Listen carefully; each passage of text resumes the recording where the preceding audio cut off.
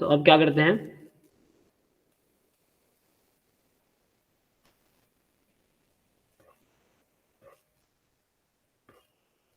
कौन सा बेटा है, सो यहाँ तुम्हें x का मैं ऐसे लिख देता हूँ, कैसे दिया है, px0 मतलब probability at x is equal to 0 is 2p, तो इस तरह से है, इस तरह से 2p, probability at x is equal to 1 वो है, वो भी 2p, so this is also 2p, and probability at x is equal to 2 is 1 minus 4p.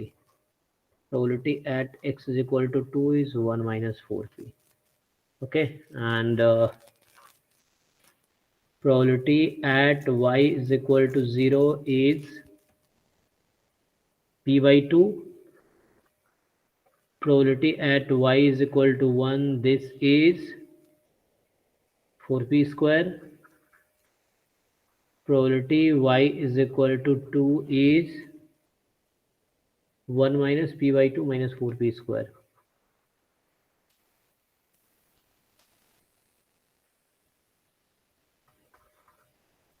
Okay, so y0, y1, y2, x0, x1, x2.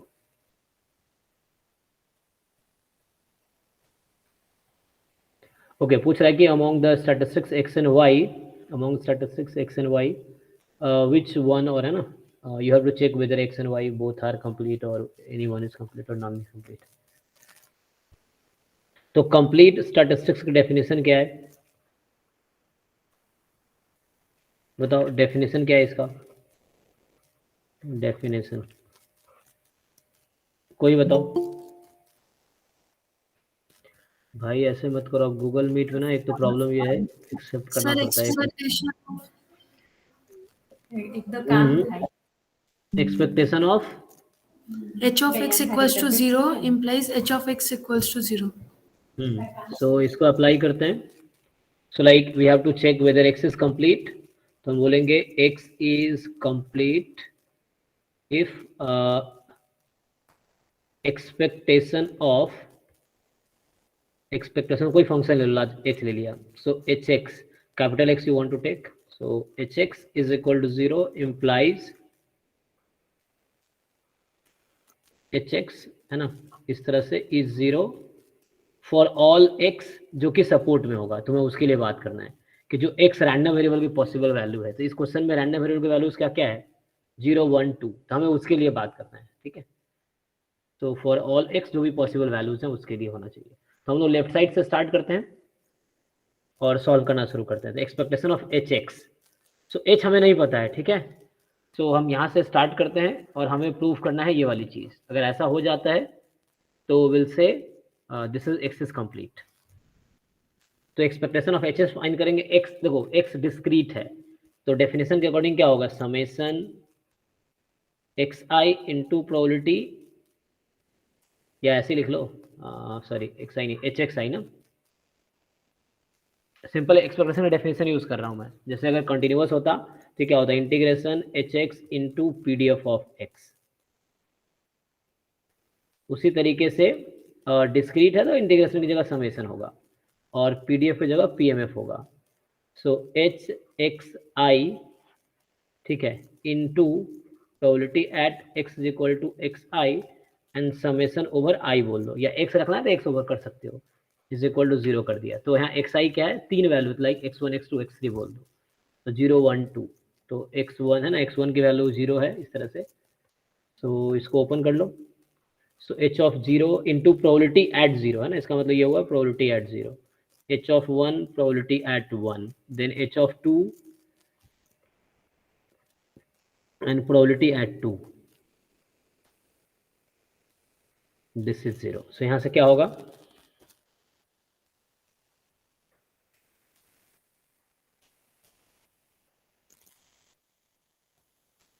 Put कर लेते हैं, 2p 2p 1 minus 4p है ना. सो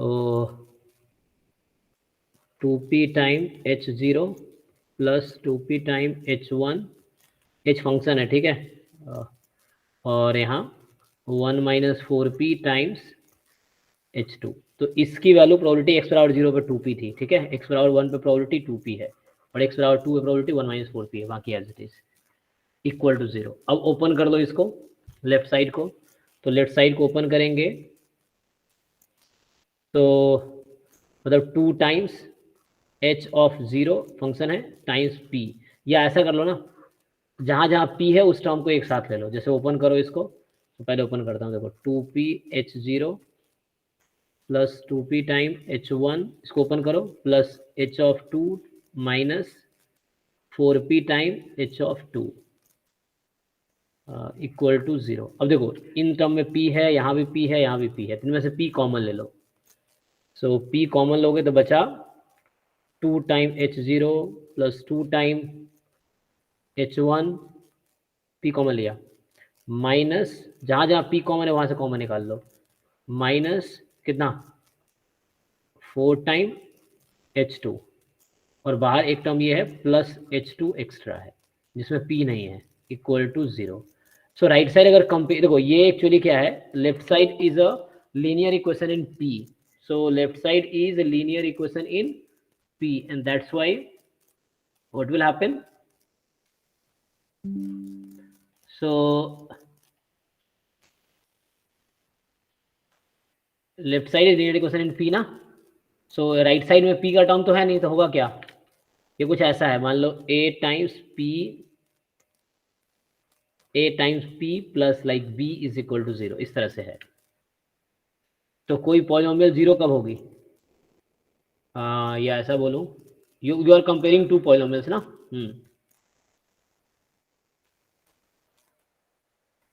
क्या होगा जी, कोई पॉलिनोमियल तुम्हें दे रखा है, so how will you solve, coefficient है ना ये। कांस्टेंट 0 रख देंगे सर, कोएफिशिएंट्स जो होंगे। तो हमें एक्चुअली क्या चाहिए इसमें, हमें h की टर्म्स वैल्यू चाहिए ना, सो विल कंपेयर इट, ठीक है। तो इसको ये एक्चुअली राइट साइड में लिखोगे ना, तो ये ऐसा है 0h प्लस 0, इस तरीके से है राइट साइड, 0h प्लस 0, तो कंपेयर कर लो, तो यहाँ हो जाएगा 2 time h of 0 plus 2 time h of 1 minus 4 time h of 2 is 0 and h of 2 is 0. Okay, so h2 0 हो गया था, h2 को 0 कर दो तो ये रिड्यूस हो क्या आएगी, 2 time h0 2 time h1 is equal to 0, तो 2 घटा सकते हो, h0 plus h1 is 0 and यहाँ से आया हुआ है h2 इज इक्वल टू 0। अरे बहुत पंगा है ना, तो यहां से क्या होगा, one of the equation is this and other is this,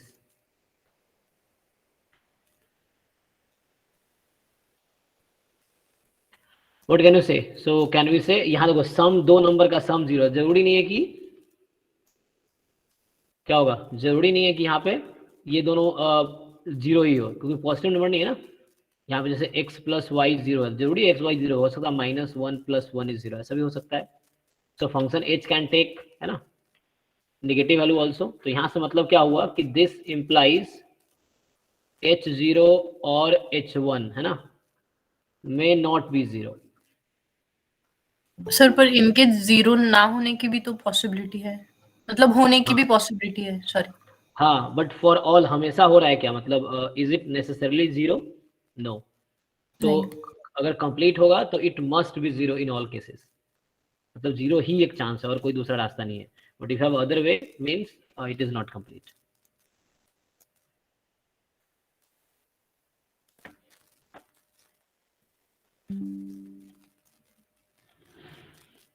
सो यहां से क्या पता चला कि ये 0 नहीं होगा, तो इसका मतलब है यहाँ था कि दिस मस्ट बी 0। तो डेफिनेशन में क्या कहता है, hx must be 0, there should not be any other case, है ना, नॉन जीरो पॉसिबिलिटी नहीं होनी चाहिए, so that's why it is not complete. So यहाँ से हम बोलेंगे x इज नॉट कंप्लीट।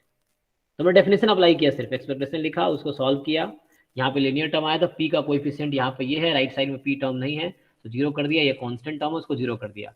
मतलब दो पॉलिनोमियल कैसे कंपेयर करते हो, सेम डिग्री के इक्वल करते हैं, when you want to compare two polynomial, से ax square plus b is equal to cx square plus d, तो a और c को इक्वल होना पड़ेगा, b और d को इक्वल होना पड़ेगा, इस तरीके से corresponding coefficient, x square coefficient left में और एक्स स्क्वायर कोफिशिएंट राइट में इक्वल होगा अगर कोई दो इक्वेशन इस तरह से गिवन है तो।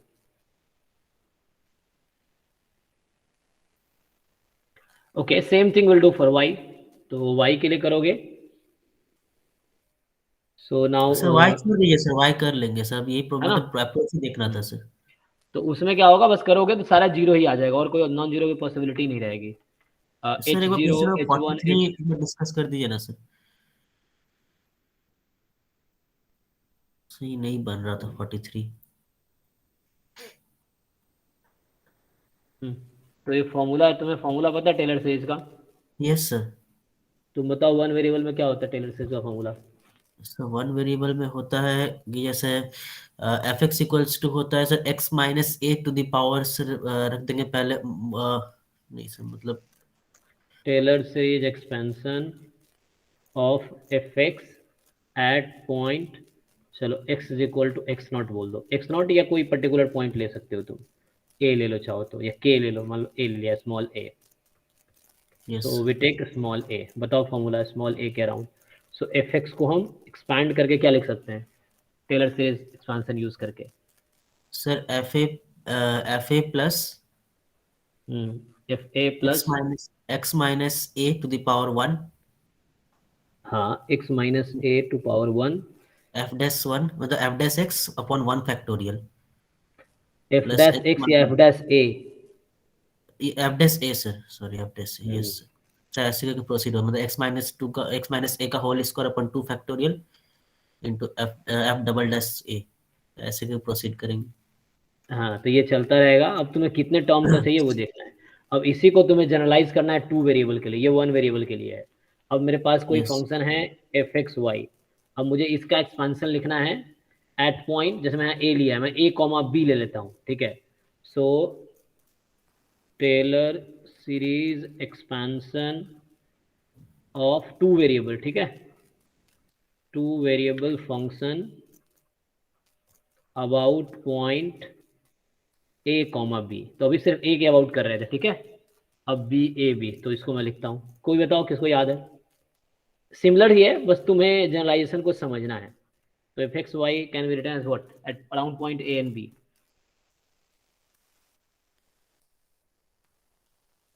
क्या सर लिखोगे? यही मेरे को नहीं समझ में आ रहा है सर, आप ही बता बाकी, दीजिए ये। अरे तुमसे नहीं पूछ रहे, एफ किसी को तो एक्स पता होगा। यस एफ एक्स 0 वाई 0 नहीं, यहाँ ए बी के टर्म में बताओ। Sir F of A B F A B हाँ, F of A B plus, X minus A, जैसे एक्स माइनस ए किया तो डिफरेंशिएट करेंगे एक्स के रेस्पेक्ट में। फिर ए बी पुट करें X minus B, sorry Y minus B, F Y, differentiate करेंगे वाई के रेस्पेक्ट में। तो ये 1 डिग्री का हुआ, 1 डिग्री समझ आ रहा है, जैसे यहाँ 1 डिग्री था एक्स माइनस ए वाला, उस तरह से। ओके, प्लस अब सेकेंड डिग्री में आएंगे, F x x minus A का और स्क्वायर, तो 2 फैक्टोरियल कर सकते हो अपॉन में, हाँ, एक्स माइनस ए होल स्क्वायर। एफ एक्स अब यहाँ एफ एक्स एक्स प्लस, यहाँ 3 केसेस होंगे, 2 टाइम है ना, 2 time X minus A, Y minus B, अब यहाँ एक्स वाई लिखा है तो एक्स वाई के रेस्पेक्ट में derivative plus Y minus B whole square, F Y by Y Y. तो ये हो गया सेकेंड यहाँ यही तो पूछा था तुमसे, चेक करो। सो तुमसे पूछा गया था Taylor series about the point this having terms up to second degree, degree मतलब पावर, ठीक है। तो पावर 2 तक ही जाना है तुम्हें। तो देखो यहाँ पावर 2 तक हो चुका है, एक्स माइनस ए होल स्क्वायर है, यहाँ पे डिग्री 2 है, डिग्री मतलब एक्स वाई है तो उसकी डिग्री 2 होगी 1 + 1, तो यहाँ भी 2 है, इतना ही लिखना है, आगे नहीं जाना है। तो बस 2 डिग्री तो बोला, मतलब 1 वेरिएबल में 2 डिग्री तो बोलता है, तो यहीं तक लिखेंगे, आगे नहीं लिखेंगे। जो प्लस डॉट डॉट है यू कैन लीव। तो यही फॉर्मूला आप लगाना है हमें। ए की जगह तुम रख दो 0 और बी की जगह रख दो π/2, ठीक है। तो ये 2 वेरिएबल जनरलाइजेशन है, तुम ऊपर वाले फॉर्मूला ओके नीचे सर, वाले को देख सकते हो, वहाँ एक वेरिएबल था, यहाँ 2 ठीक है सर। वेरिएबल, तो वही चीज़ें हो रहा है। और स्मॉल एफ एक्स का मतलब पता है ना, फंक्शन एफ का डेरिवेटिव एक्स के रेस्पेक्ट में, यस एफ वाई सर, लिखा हूँ तो एफ का वाई के डबल रेस्पेक्ट में, डेरिवेटिव। हाँ, एफ एक्स एक्स का मतलब 2 बार एक्स के रेस्पेक्ट में, एफ एक्स वाई एक बार एक्स एक बार वाई, एफ वाई वाई 2 बार वाई के रेस्पेक्ट में। फिर पुट कर लो, ए बी पता ही है, उसको पुट कर लो तो आंसर आ जाएगा। और है ना, एक्सपैंड दिस, हाँ ठीक है। सो आंसर एक्स वाई में ही आएगा, लेकिन एक्सपांसन उसका आ जाएगा। Okay sir. बस ये फॉर्मूला लगाना है। सो दिस इज 43। सर 39 में प्रॉब्लम था।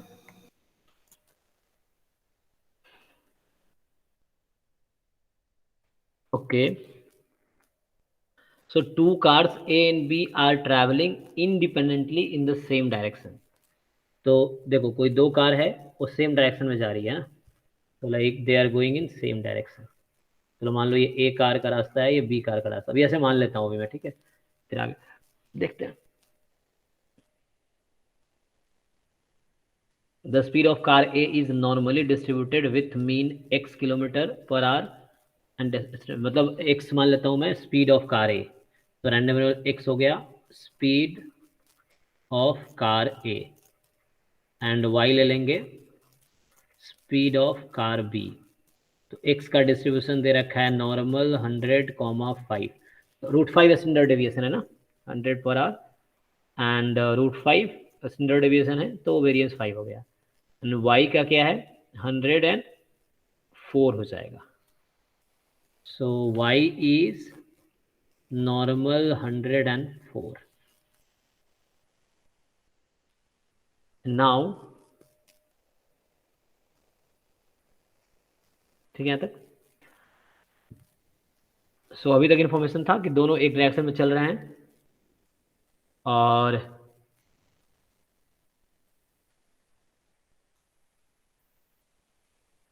सो नेक्स्ट क्या बोल रहा है, initially at time t0 the car A is 3 kilometre ahead of car B। तो जब टाइम स्टार्ट हो रहा है उस पॉइंट पे, सो मान लो ये एक रोड है, ठीक है, दिस इज अ रोड, तो दोनों का एक ही रोड पर रास्ता है। सो कार A जो है ए और बी, सो टाइम t पे क्या है, car A is 3 kilometre ahead of car B। So B से 3 किलोमीटर ज़्यादा है, आगे है। तो मान लो अभी कार A अभी यहाँ पे है, जब टाइम 0 है तो कार A यहाँ पे है और कार B यहाँ पे है, ठीक है। सो ये 3 किलोमीटर है, this is 3 kilometre. So starting में कार A इज हेयर है ना, and car B is here. ये क्या है टाइम t0 पे, जब टाइम t0 था तो इस तरीके से आगे बढ़ रहा है ना। ओके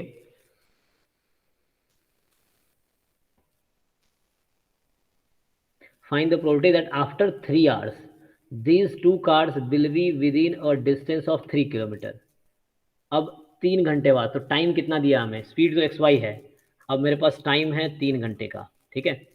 तो 3 घंटे बाद कहीं पहुंचेगा ना, अब मान लो कहीं पे भी, जैसे आफ्टर 3 आवर t/3 पे ये यहाँ है और मान लो ये यहाँ है, अभी अज्यूम कर रहा हूँ, कौन आगे कौन पीछे होगा पता नहीं, तो मान लेता हूँ इस तरह से अभी। तो find the probability that after 3 hours these two cars will be within a distance of 3 kilometre. Okay,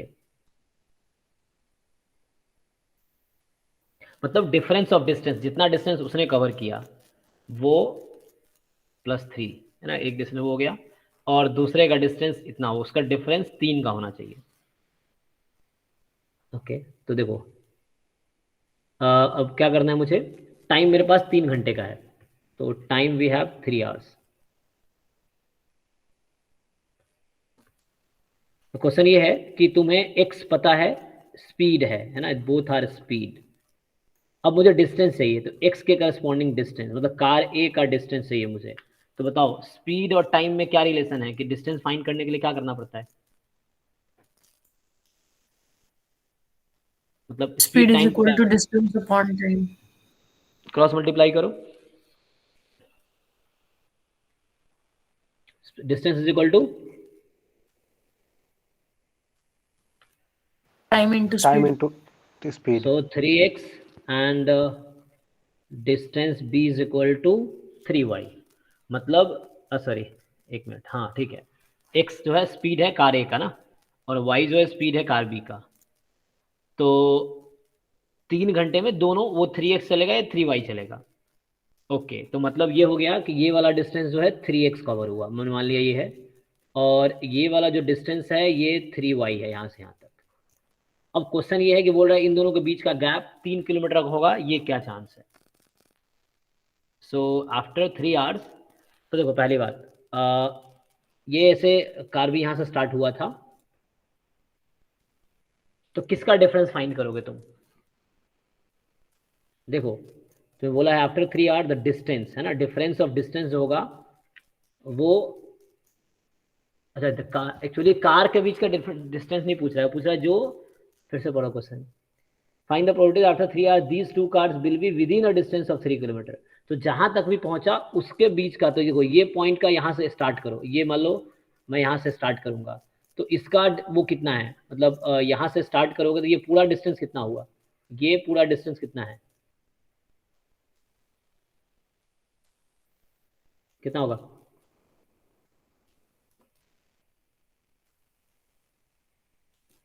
question समझ आ रहा है? मैं ये पूछ रहा हूँ ये पूरा डिस्टेंस कितना है, व्हाइट वाला?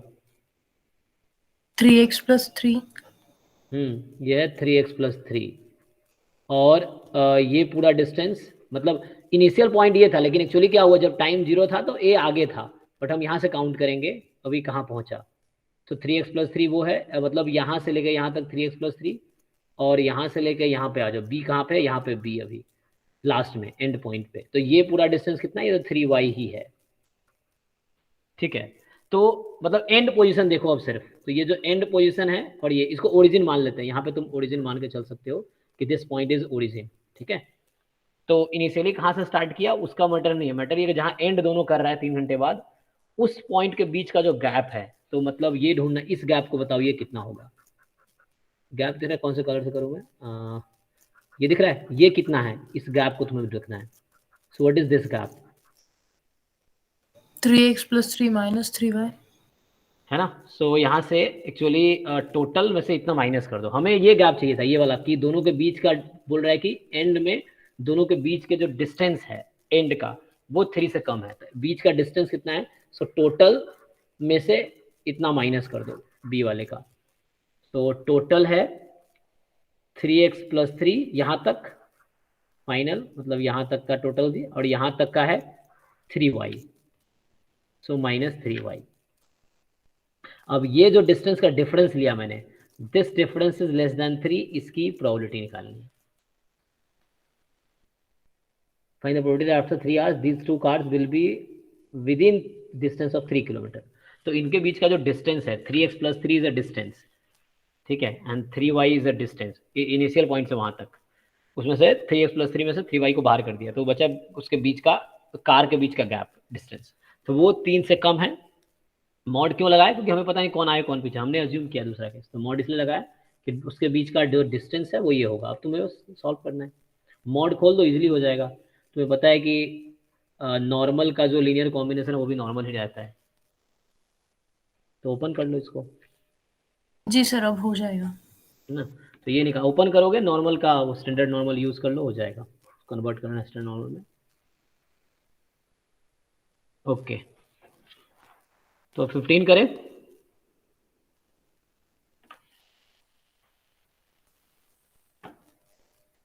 ठीक है जी। जी sir.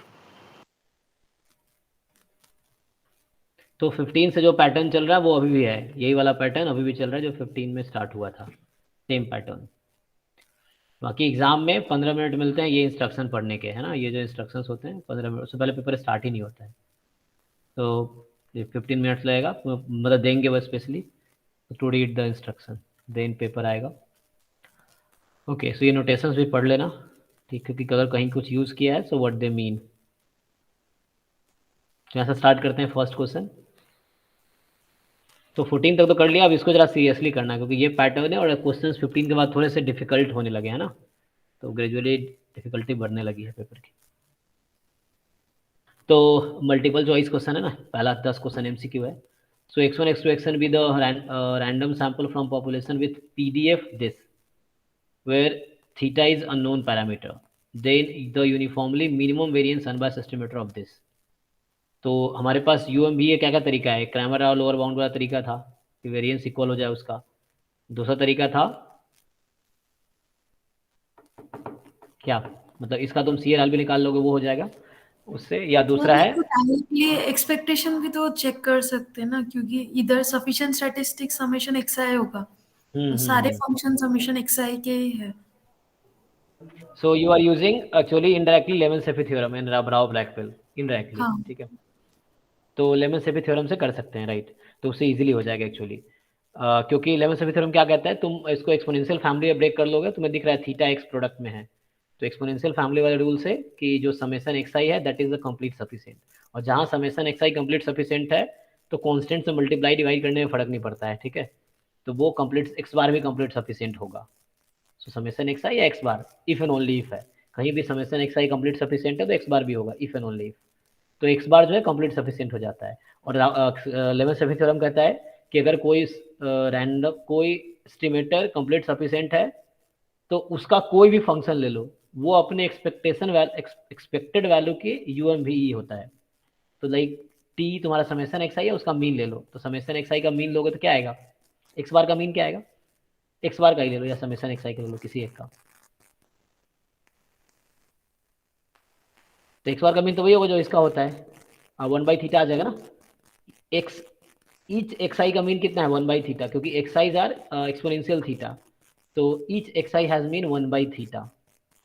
Okay, so each X I has mean exponential theta, mean 1/θ ना, तो एक्स बार का मीन 1/θ हो गया। तो आंसर क्या एक्स बार है, सी। तुमने 15 किया है ना, अभी वो शशि बता रहा था कि एक इसका टेस्ट 2-3 बार हुआ है, तो क्वेश्चन तो याद ही हो गया होगा, है ना। तो सी ऑप्शन होगा यस इसका। यस बारी है। ओके, सेकेंड है let x1 x2 x100 be the independent and IID normal 0 1 है, तो को relation between this and this, तो फॉर्मूला पता है तुम लोगों को। अब यहाँ एक्चुअली 98 टर्म्स है, वहाँ पे वहाँ भी 98 टर्म्स ही है, क्योंकि वहाँ आगे से सर 2 टर्म हटाया। सर क्वेश्चन नंबर 1 में जो था, तो वहां पे तो सर 96 11 से फिर समेशन एक्स आई सफिशिएंट है, तो सर फिर एक्स बार फिर बी और सी दोनों करेक्ट हो गया ना सर इस पे, फिर हम लोग सी ऑप्शन पे ही क्यों मतलब जा रहे हैं। समेशन एक्स आई का मीन बताओ। समेशन एक्स आई का मीन हो जाएगा एक्स 1/θ, तो n/θ हो जाएगा शायद सर। और किसका UMVE पूछा है, 1/θ। अच्छा, तो तो इसको 1/θ ऐसे ही देख राइट। लेंगे, या फिर कुछ और भी होगा इस पे कंसेप्ट मतलब। अरे तो E of summation X I is n/θ, तो n को लेफ्ट में बुलाओ, तो E of summation X I upon n is 1/θ, तो E of x bar is 1/θ, तो x bar is uniformly minimum variance unbiased estimator of theta, 1/θ हो गया। Okay sir. Theorem ये स्टेटमेंट है, लेमन-सेफी थ्योरम का स्टेटमेंट है, उसी को अप्लाई किया है कि किसी कंप्लीट सफिशिएंट स्टैटिस्टिक्स का अगर मीन जो भी तुम्हें जिसका भी जिस भी आई मीन पैरामीटर का चाहिए, तो वो उसका UMVE होगा। ET is equal to theta, then T is the UMVE of theta if T is complete sufficient statistics. Okay sir. So next में कोरिलेशन कोएफिशिएंट है, कोरिलेशन पूछ रहा है, तो लाइक 98 टर्म्स यहाँ भी है, 98 टर्म्स यहाँ भी, बस डिफरेंस क्या है, यहाँ एंड से दो रैंडम वेरिएबल को बाहर कर दिया गया यहाँ पे शुरू से, तो तुम बैलेंस कर लेना उसको, फिर हो जाएगा। मतलब जैसे टर्म बाई टर्म भी सोच सकते हो, है ना, टर्म बाई टर्म भी कर सकते हो, या जैसे भी समझ आ रहा है ना, तो ये सब तुम लोग का आइडिया है। फिर consider the problem of testing H0, simple versus simple है, यूनिफॉर्म थीटा और थीटा प्लस 1 है, the power of the test. देखो अब टेस्ट स्टेटस वो पता है तुम्हें, है ना, क्रिटिकल रीजन पता है हमें, तो बस पावर का फॉर्मूला यूज करना है। तो ऐसे तुम लोगों ने किया हुआ है, स्टिल मैं एक बार सारे क्वेश्चन पढ़ देता हूँ, ताकि एक तो वीडियो भी बन रहा है, दूसरा मुझे भी रहेगा कि नेक्स्ट क्लास में क्या क्वेश्चन जो डाउट हो सकता है। ओके, ऐसे नेक्स्ट क्लास में सॉल्व करके भेज देना, मतलब तुमने टेस्ट में 2-3 बार कर लिया, कोई फिर भी अच्छे से सॉल्व करना है एक बार, तब 10 बार भी सॉल्व करोगे तो कुछ ना कुछ सीखोगे। So the PMF of a random variable x is given by this, so k time n choose x की वैल्यू 0 to n है, k constant, the moment genetic function of mx, तो आई थिंक डेफिनेशन यूज कर सकते हो, या और क्या करोगे, पहले तो PMF की डेफिनेशन यूज कर सकते हो k फाइंड करने के लिए, सॉरी हाँ सही PMF की बाइनोमियल में कन्वर्ट हो जाता है। तो पहले तुम k फाइंड करोगे डेफिनेशन यूज करके PMF का, तो शायद बाइनोमियल आ जाएगा, देन डायरेक्टली तुम बता सकते हो बाइनोमियल का क्या होता है, MGF Q plus P to the power T to the power n। तो उसको पहले k फाइंड करना, k फाइंड होने के बाद वो खुद बाइनोमियल के फॉर्म में आ जाएगा, then directly you can write, है ना, यूजिंग फॉर्मूला। power n होगा। ठीक है, suppose A and B are events, P A given है, पी गिवन है, पी ए माइनस बी है, ये इनडायरेक्टली ए माइनस बी है, तो यहाँ से क्या आ जाएगा, ए इंटरसेक्शन बी आ जाएगा। तो बोल रहे हैं बी कॉम्प्लीमेंट, तो ये फॉर्मूला सीधा कंडीशनल प्रोबेबिलिटी का फॉर्मूला यूज करोगे आ जाएगा।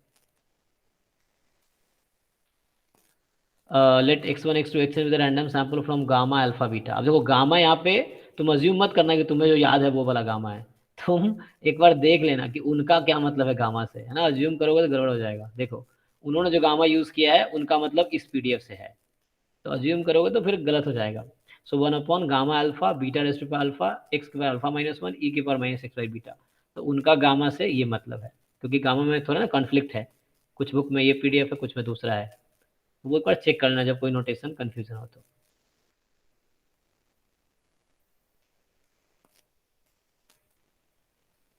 तो दे रखा है गामा अल्फा बीटा पॉपुलेशन और बीटा नॉन कांस्टेंट है। The rejection region of the most powerful test, again simple versus simple है, तो एल थीटा नॉट है ना, L H not upon L H one less than K, उससे आएगा। थोड़ा हो सकता है कैलकुलेशन हो बट आ जाएगा, ठीक है ना। इस बार ये नहीं आएगा, है ना, लीनियर ट्रांसफॉर्मेशन हटा दिया गया सिलेबस से। तो sequence, if a sequence xn is monotone and bounded, तो बताओ कोई डेफिनेशन मुझे मोनोटोन का। either increasing or decreasing. Only increasing और ओनली डिक्रीजिंग, हाँ। सो आइदर ओनली इंक्रीजिंग और ओनली डिक्रीजिंग, मतलब ठीक है। एंड बाउंडेड, तो बाउंडेड का डेफिनेशन क्या होता है, सीक्वेंस बाउंडेड है, इसका क्या मतलब है। So upper limit lower limit दोनों फाइनाइट है। मतलब mod xn is less than m for some m real number, ठीक है। मतलब हर टर्म का मॉड लोगे so you will get some, हाँ ठीक है, अपर बाउंड लोअर बाउंड मिलेगा, दैट्स फाइन। सो क्वेश्चन बोल रहा है कि एक सीक्वेंस है, देखो अब मजे की बात क्या है, इस तरह क्वेश्चन में तुम जनरल मत सोचना, एक पर्टिकुलर एग्जांपल उठाओ जो मोनोटोन भी है बाउंडेड भी है, कोई भी एक एग्जांपल उठा लो, क्योंकि ये हर वैसे सीक्वेंस के लिए ऑप्शन करेक्ट होगा। तो तुम कोई एक पर्टिकुलर एग्जांपल लो और देखो जो भी गलत ऑप्शन हो उसको बाहर करते जाओ, तो ऐसे ही हो जाएगा ना। जनरल सोचोगे तो मुश्किल होगा या गलती हो सकती है। So there exists a subsequence xn that diverges. There may exist a subsequence of xn that is not monotone. All subsequence of xn converges to the same limit. There exists at least two subsequence of xn which converges to a distinct limit. अब देखो एक मुझे example बताओ कोई जो monotone और bounded है sequence का। सो 1/n मोनोटोन है, मतलब 1/1 1/2 1/3, तो डिक्रीजिंग है, और है ना डिक्रीजिंग है, और बाउंडेड भी है, बाउंडेड है क्योंकि 1/n लेस देन 1 होगा हमेशा। तो देखते हैं उसके लिए कौन सा ऑप्शन गलत होता है, वो तो पक्का गलत हो जाएगा। देखो एग्जाम्पल सही होने की गारंटी नहीं देगा, एग्जाम्पल कभी भी ऑप्शन के सही होने की गारंटी नहीं देगा, गलत होने की गारंटी देगा। तो है ना, सही की गारंटी कौन देता है, प्रूफ, प्रूफ गारंटी देता है कि वो चीजें सही है। तो हम चलो 1/n से चेक कर लेते हैं। तो there exist a subsequence of xn that diverges, तो बताओ क्या ऐसा कोई सबसीक्वेंस एग्जिस्ट कर रहा है 1/n का जो डाइवर्ज कर रहा है, नहीं। तुम कोई भी सबसीक्वेंस लो कन्वर्ज करेगी, होगा ना। You take any subsequence of 1/n, सबसे मतलब क्या हुआ, जैसे 1/n का क्या है 1/1 1/2 1/3, तुम अल्टरनेटिंग टर्म उठा लो चाहो तो वो भी एक सबसीक्वेंस। कह रहे कोई ऐसा सबसीक्वेंस मिलेगा जो डाइवर्ज करेगी, तो ये ऑप्शन गलत हो गया, तो ये बाहर हो गया लिस्ट से, ठीक है। सर ये तो देखना स्टेटमेंट होता है ना, ये जो कोई सीक्वेंस मोनोटोनिक का बाउंडेड है तो ये ऑलवेज कन्वर्ज करेगा। ओके, हाँ ये तो थ्योरम है। बस सारा सब सीक्वेंस कन्वर्ज करेगा, ओके, और सेम लिमिट पे कन्वर्ज करेगा। ये मतलब करेगा। उसको यूज कर सकते हो, थ्योरम है एक्चुअली, तो थ्योरम तुम्हें याद है तो उसको डायरेक्टली यूज कर लो। तो ये गलत है, देयर में exist a subsequence that is not monotone, ये भी गलत होगा क्योंकि सीक्वेंस खुद मोनोटोन है, तो कोई भी सब सीक्वेंस लोगों मोनोटोन ही होगा, क्योंकि टर्म घट रहा है ना, तुम कैसे भी उठा लो किसी भी ऑर्डर में, वो डिक्रीजिंग, ये भी गलत है। All subsequence of xn converges to the same limit, ये भी थ्योरम का स्टेटमेंट है कि मोनोटोन एंड बाउंडेड है तो कन्वर्जेंट होगा, कन्वर्जेंट है तो हर सबसीक्वेंस कन्वर्ज करेगी और सेम लिमिट पे कन्वर्ज करेगी, ठीक है। तो ये सी करेक्ट हो गया। और there exist at least two subsequence that converge to a distinct limit, ऐसा हो ही नहीं सकता है ना, क्योंकि सीक्वेंस कन्वर्जेंट है तो हर सबसीक्वेंस कन्वर्ज करेगी और सेम लिमिट पे कन्वर्ज करेगी, फाइन, तो सी करेक्ट होगा। तो जनरल है क्वेश्चन, ये तो थ्योरम डायरेक्टली याद है, नहीं अगर याद है कुछ स्टेटमेंट तो you can take example, then you can discard the options. Okay, 9th है कि एफ आर से आर में डिफाइंड है x x minus one x minus 2 है, देन क्या होगा? ओके, तो इसका तुम ग्राफ बना सकते हो। बाय द वे F1 और F2 क्या आंसर देगा? F1 का आंसर क्या होगा? 1 1 नहीं होगा, ऑन्टो होगा कि ऑल रियल नंबर में डिफाइंड। इसका सिंपली ग्राफ का खींच के देख सकते कोई हैं। 1 1 का डेफिनेशन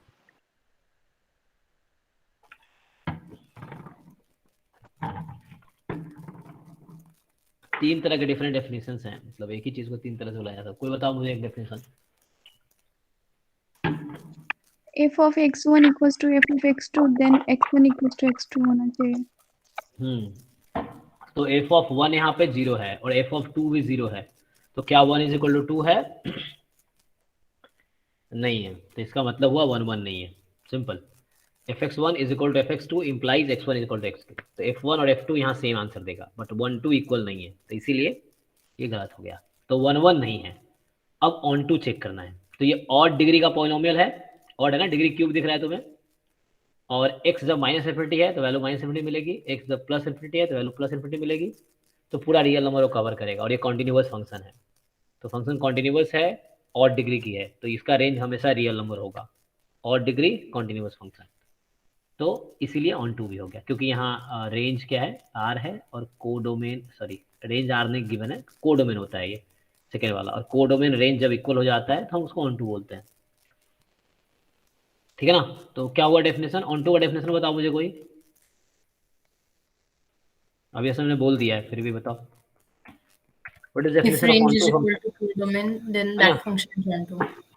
ठीक है, तो कोडोमेन हमें गिवन होता है, ए टू बी फंक्शन है तो बी इज द कोडोमेन, अब फंक्शन का रेंज भी बी के इक्वल है तो ऑन टू है, ठीक है। Which of the following statement is true for all real number x?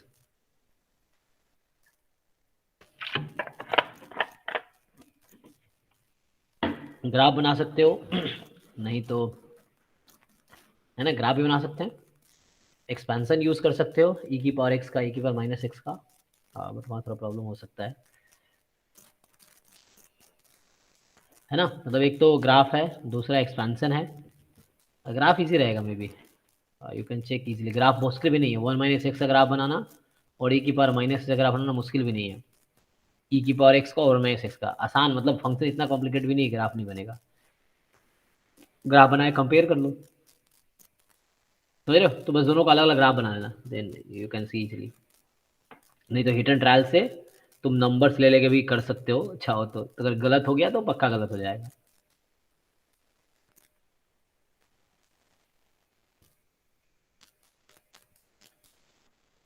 जैसे फॉर एग्जाम्पल अगर मैं यहाँ -1 रख देता हूँ, ठीक है, फर्स्ट ऑप्शन में x को तुम -1 रख दो तो क्या होगा, ये put x is equal to -1, तो ए ऑप्शन क्या बन जाएगा,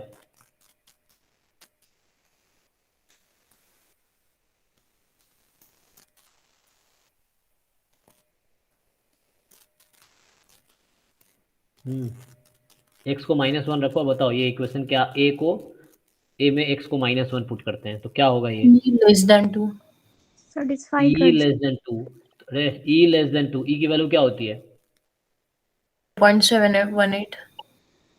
2.71, तो 2.71 इज लेस देन 2, ट्रू है फॉल्स है, गलत.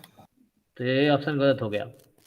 इस तरीके से तुम ट्राई कर सकते हो, तो इसमें थोड़ा टाइम लग सकता है ना, हिट एंड ट्रायल तरीके से तुम माइंड में थोड़ा सोच सकते हो कि ऐसा क्या नंबर है गलत हो जाए, तो 1/2.71 हो जाएगा ना, 1/e के पावर 1 होगा ना, क्योंकि x का वैल्यू 1 रख रहे हैं। 1 नहीं रख रहे, -1 रख रहे हैं, हाँ सर, -1 रख रहे हैं, तो -1 रखेंगे तो राइट साइड 2 होगा और ये होगा, है ना, तो हमें गलत दिखाना है, एग्जाम्पल कभी भी ट्रू नहीं बोलेगा, मैं फिर से बोल रहा हूँ, एग्जाम्पल तुम ले रहे हो पर्टिकुलर, ये बोल रहा है हर रियल नंबर के लिए ट्रू है, तुम एक रियल नंबर ढूंढ लो जिसके लिए फॉल्स हो गया तो फॉल्स हो गया, वो दिमाग नहीं लगाना है, अगर ट्रू हो रहा है तो तुम्हें दूसरा एग्जाम्पल से चेक करना पड़ेगा, एग्जाम्पल कभी भी ट्रू ऑप्शन नहीं देगा, वो फॉल्स ऑप्शन देगा एग्जाम्पल। इधर से है ना, ग्राफ बना लो, एक्सपेंशन यूज कर लो, या फिर हिट एंड ट्रायल से यू कैन चेक। 3 ऑप्शन को एलिमिनेट कर दो तो चौथा खुद ही बचेगा, वो करेक्ट होगा क्योंकि सिंगल चॉइस। ओके, तो अब ये एमसीक्यू ही है, सिंगल करेक्ट ऑप्शन है और 2 मार्क्स के होंगे।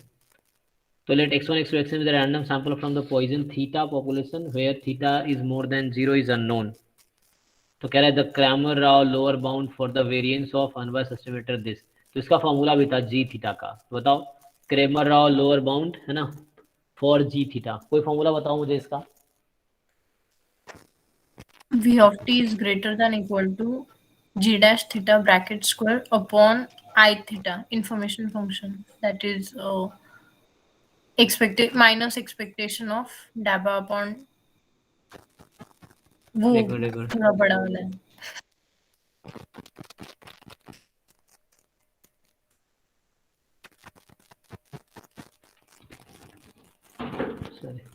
हाँ, तो जी डैश थीटा अपॉन हाँ minus of expectation of log of likelihood function, या G dash theta upon minus of n time expectation of log of this PDF, इसका जो पीडीएफ होगा उससे भी कर सकते हो। तो इसका फॉर्मूला देखना, 2-3 different expectation minus expectation of double derivative of log of हाँ, because if you take single derivative you have to take a square. तो फॉर्मूला देख लेना उसका, ठीक है। f x होगा तो बाहर रहना आ जाएगा।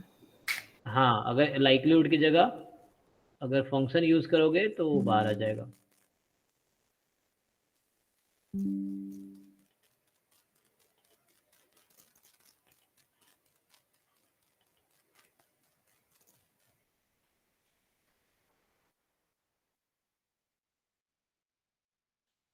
ओके,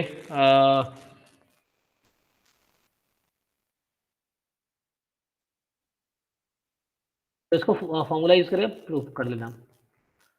अभी क्या करते हैं, next select x and y with the 2 independent random variable such that x is uniform 0 2 y uniform 0 1 3।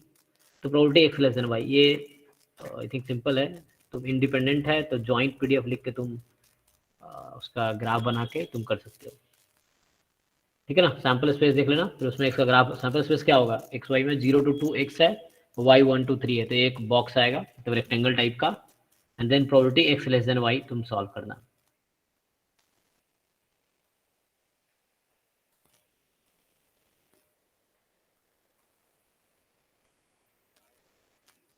Next is there are 2 boxes each containing 2 components.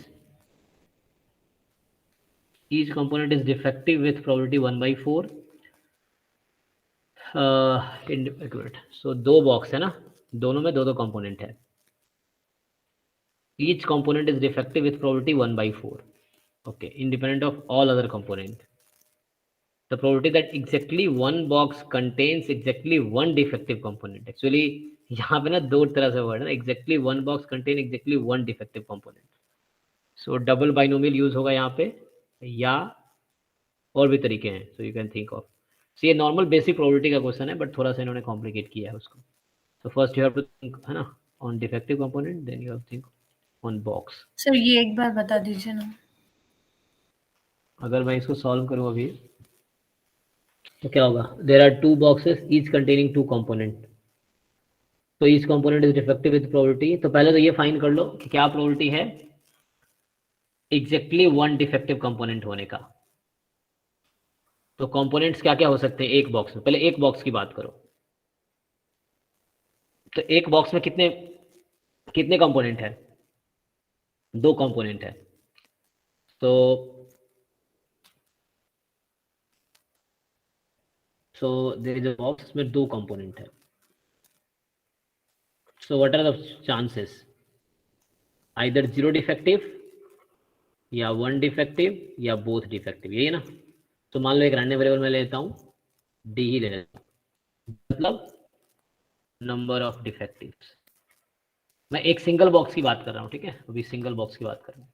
So D is the number of डिफेक्टिव्स।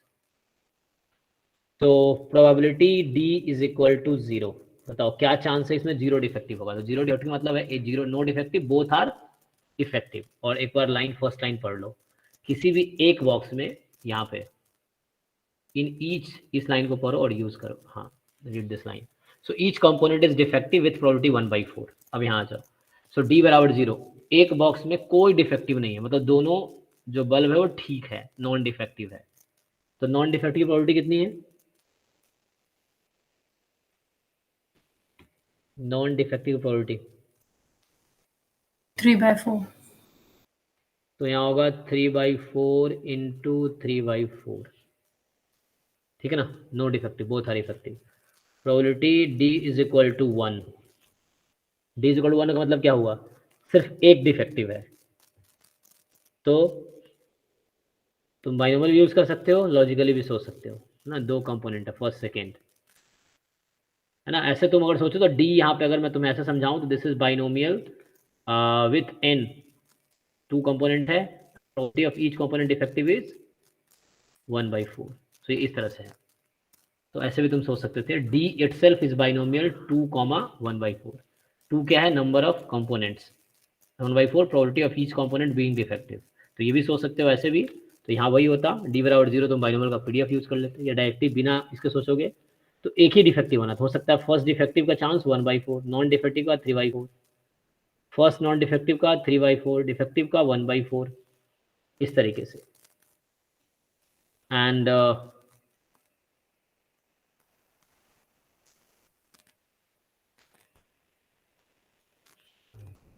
Probability D is equal to 2 क्या होगा?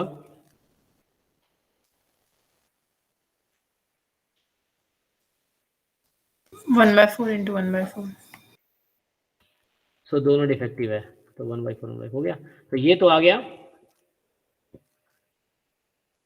किसी एक box में number of defective bulbs की probability हमने separately find किया है। अच्छा यहाँ पे ठीक है, तो 3/16 हो जाएगा, और ये 1/16 हो जाएगा। ओके, तो अब क्या होगा? अब क्वेश्चन पे आओ। उसने बोला है, तो अभी हम क्या फाइंड कर रहे थे? मैं अभी ये फाइंड कर रहा था कि एग्जैक्टली 1 डिफेक्टिव कंपोनेंट की क्या प्रोबेबिलिटी है। तो यहाँ पे एग्जैक्टिव 1 की डिफेक्टिव का है वो 6/16, ठीक है। डी बराबर 1 का मतलब क्या? Only 1 defective. तो अब मैं नया रैंडम, मतलब डी डिफाइन किया था, मैं नया रैंडम वेरिएबल डिफाइन करता हूँ। The probability that exactly one box, है ना। तो तुम्हारे पास नंबर ऑफ बॉक्स कितने हैं? अब देखो यहाँ पे मैं n यूज कर रहा हूँ, नंबर ऑफ बॉक्स। अब मैं बॉक्स पे आया, पहले जो यहाँ था, है ना, d जो था वो नंबर ऑफ डिफेक्टिव था, ठीक है, यहाँ लिखा हुआ है मैंने, और उसमें n था नंबर ऑफ कंपोनेंट। यहाँ जो n है ये था नंबर ऑफ कंपोनेंट। तो n is number of box, ठीक है। एंड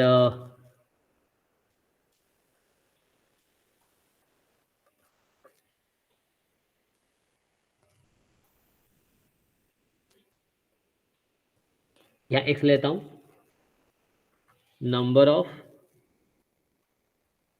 क्या बोला था, the probability that exactly 1 box, okay. So number of box containing exactly 1 defective component. So number of box containing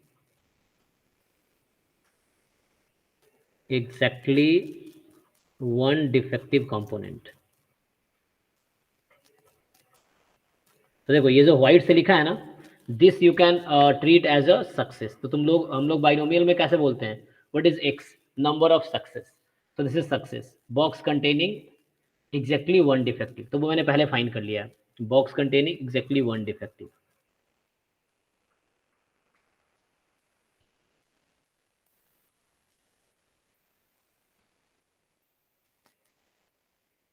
Okay, so X is the number of box containing exactly 1 defective components.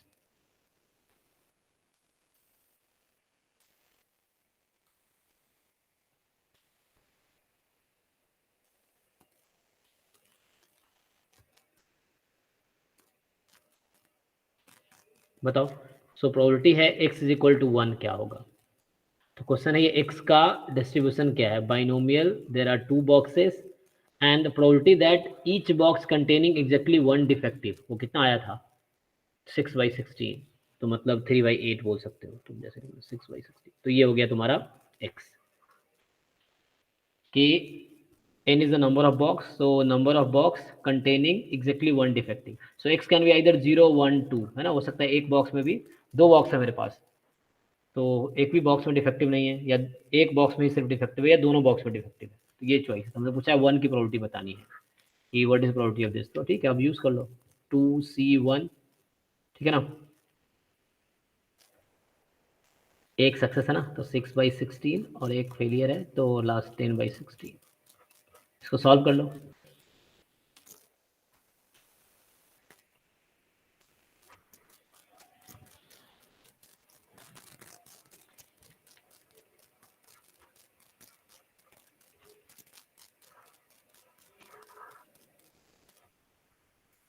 ठीक है, तो ये answer आ जाएगा।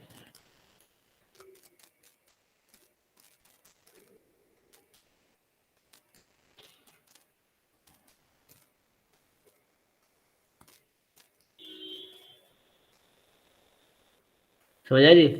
Answer है क्या ऐसा कुछ? Cancel करना पड़ेगा, देखो सॉल्व कर सेशन 5 काट के कितना आएगा।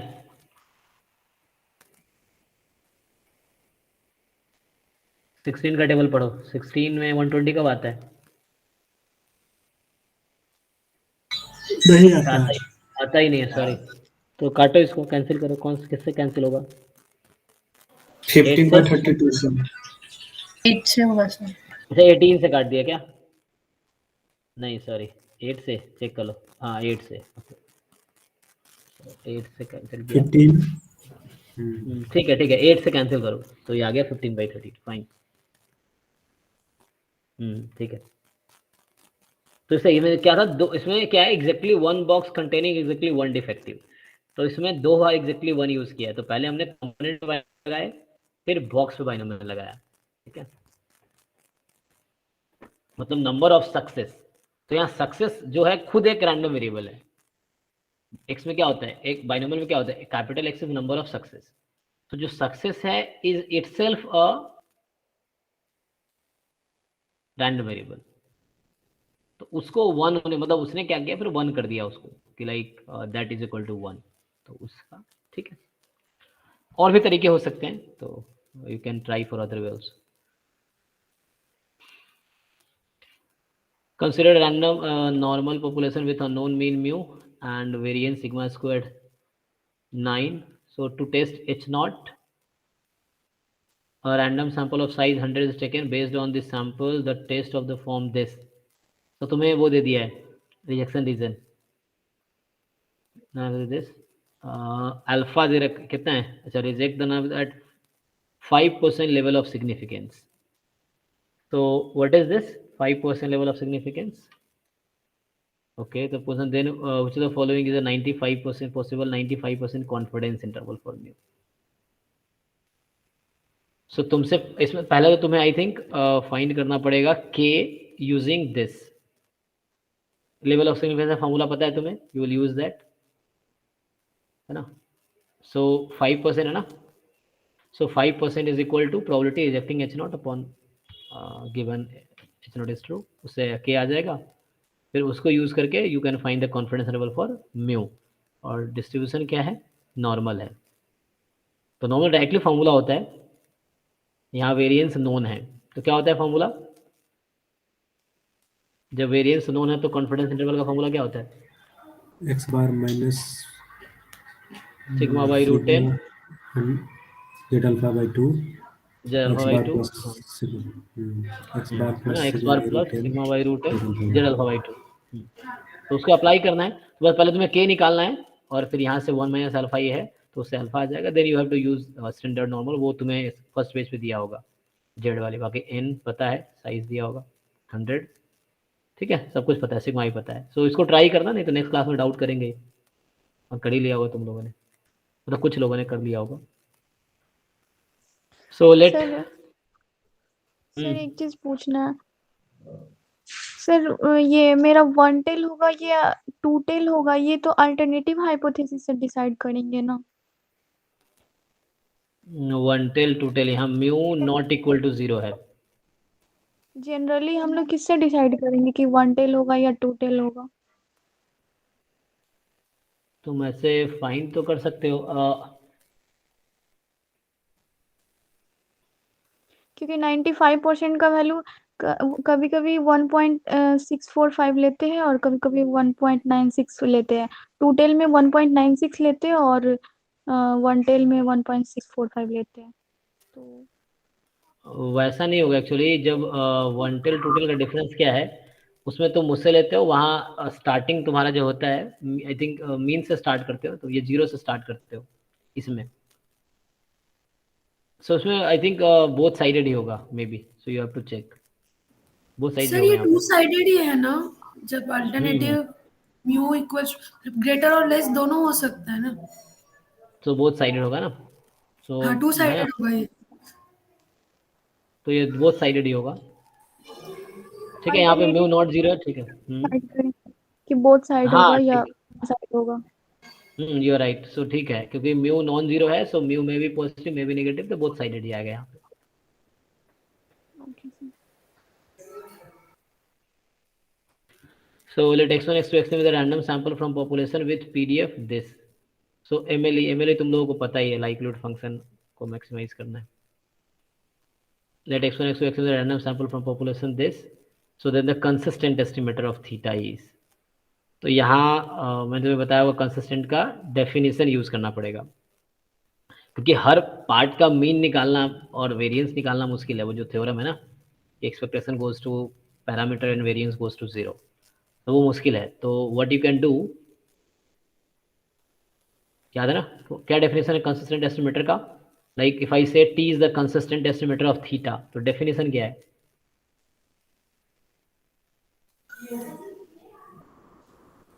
सर आप मतलब वो मेन एक्सपेक्टेशन डेफिनेशन नहीं, वो थ्योरम है। प्रोबेबिलिटी Definition- या प्रोबेबिलिटी ऑफ x माइनस मतलब t माइनस जिसका भी constant theta is less then epsilon का प्रोबेबिलिटी 1 होना चाहिए।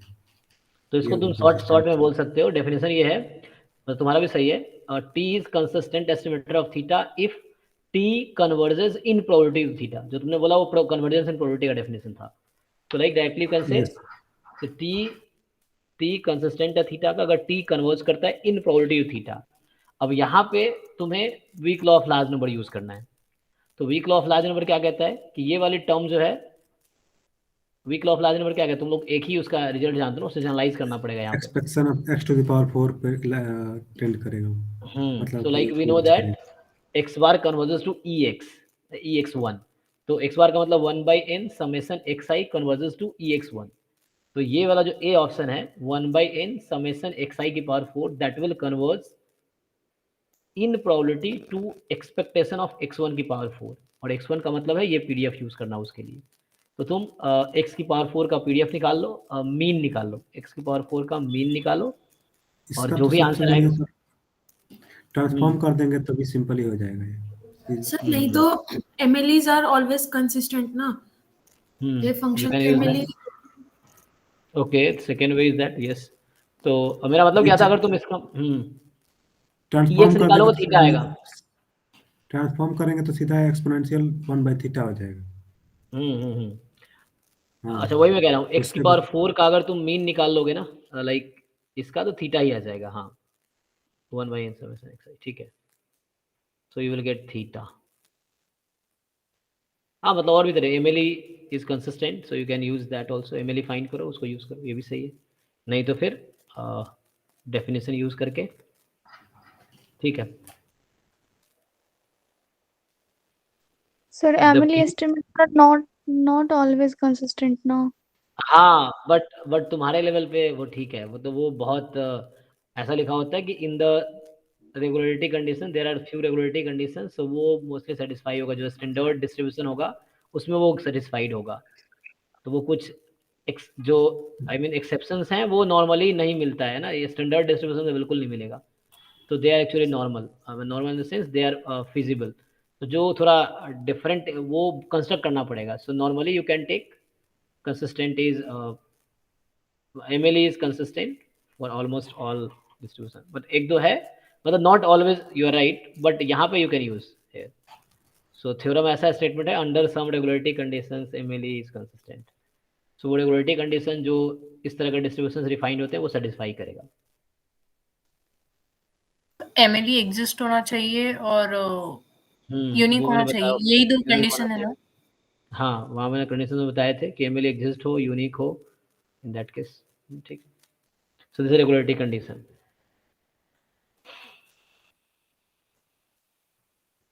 मतलब आगे चीज़ों का जनरलाइजेशन है जो कि आगे हाई लेवल पे पढ़ोगे तुम, लोअर लेवल पे यू कैन यूज दैट।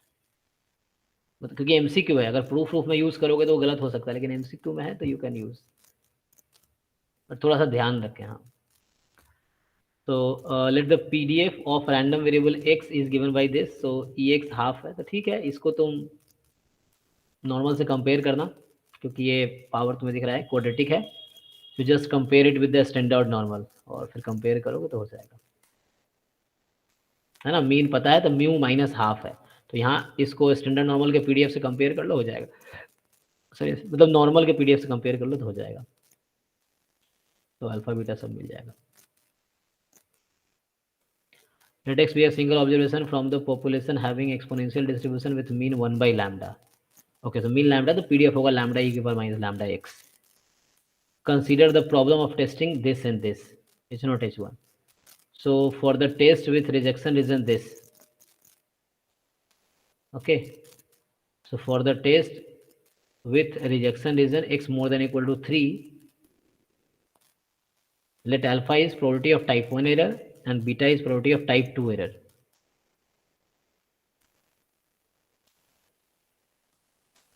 देना है बेटा, ठीक है। इसको फाइंड कर सकते हो, इजी है, सिंपल वर्ड से सिंपल है, डायरेक्ट फॉर्मूला यूज करना। y भी exponential random variable with mean 1 by theta. Okay, फिर से एक्सपोनेंशियल है तो इसका पीडीएफ होगा theta e raise to power minus theta y, y more than 0।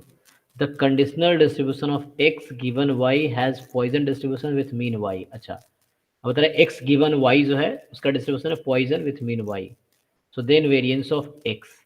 तो वो तुम्हें फॉर्मूला यूज करना होगा, आई थिंक जो फॉर्मूला था वेरिएंस एक्स बराबर variance of expectation of x given y plus expectation of variance of x given y, so that you can use.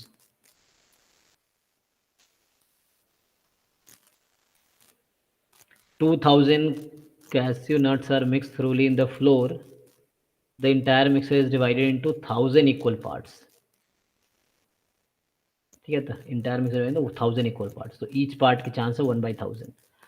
Each part is use, है ना। सो each part का chance क्या होगा, तुमने जितने मिक्सर है उसको 1000 पार्ट में डिवाइड किया, so each part is 1/1000 is use to make 1 biscuit. So एक बिस्किट में कितना पार्ट है, actually 1/1000 part of the mixer, and total nuts कितना है, 2000 नट्स हैं, है ना। So assume that the no क्या है, cashews are broken in the process, so a biscuit is picked at random. अच्छा, मतलब जब मिक्सर बना रहे थे तो ब्रेक नहीं हुआ, ठीक है। सो 2000 कैस्यू से 1000 बना, तो हो सकता है किसी में, है ना, 1 गया हो, 2 गया हो, 0 गया हो, इस तरह से कुछ, लेकिन ब्रेक नहीं हुआ, कहना चाह रहे हैं। सो क्वेश्चन ये है कि probability that it contains no cashew nut each, है ना। So there are 2000 cashew nuts था, उसको 1000 बिस्किट बनाया गया उससे। अच्छा, मिक्सर में मिला दिया गया, फिर 1000 पार्ट में डिवाइड किया गया। तो क्वेश्चन है the probability that no it contains no cashew nuts, so x बराबर number of cashew nuts. So total कितने हैं in the mixer, actually number of cashew nuts in the mixer. So यहाँ पे क्या, ये भी बाइनोमियल का क्वेश्चन लग रहा है। So it is like, So it's a Poisson distribution. It follows Poisson distribution. Lambda is equal to 2. अच्छा एक मिनट में देख लेता हूँ। तो x क्या होगा, पूछा क्या तुमसे, चेक कर लेते हैं, इसमें कहीं पॉइजन लिखा है। अच्छा, उसको तुम कन्वर्ट करोगे ना बाद में, ठीक है ठीक है। Binomial approximation to Poisson. है ना, number of cashew nuts in mixture, ठीक है, इन मिक्सचर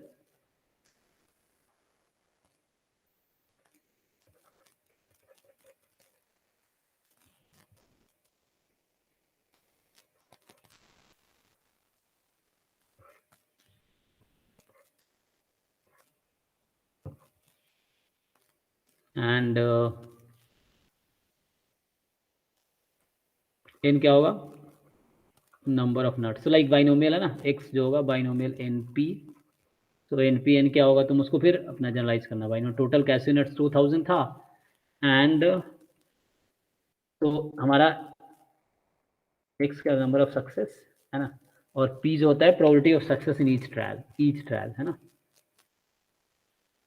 सो एक मिक्सचर में किसी ए होने के क्या चांस है, entire mixture divided into 1000 equal parts, each part is used to make one biscuit, so assume that no cashew are broken in the process. अब biscuit is picked up at random, अच्छा एक biscuit pick किया गया, so the probability that it contains no cashew nuts is, क्या होगा distribution इसका, तो one biscuit है ना, नॉट मिक्सर, यहाँ बिस्किट होगा, मैंने मिक्सर लिख दिया है, तो biscuit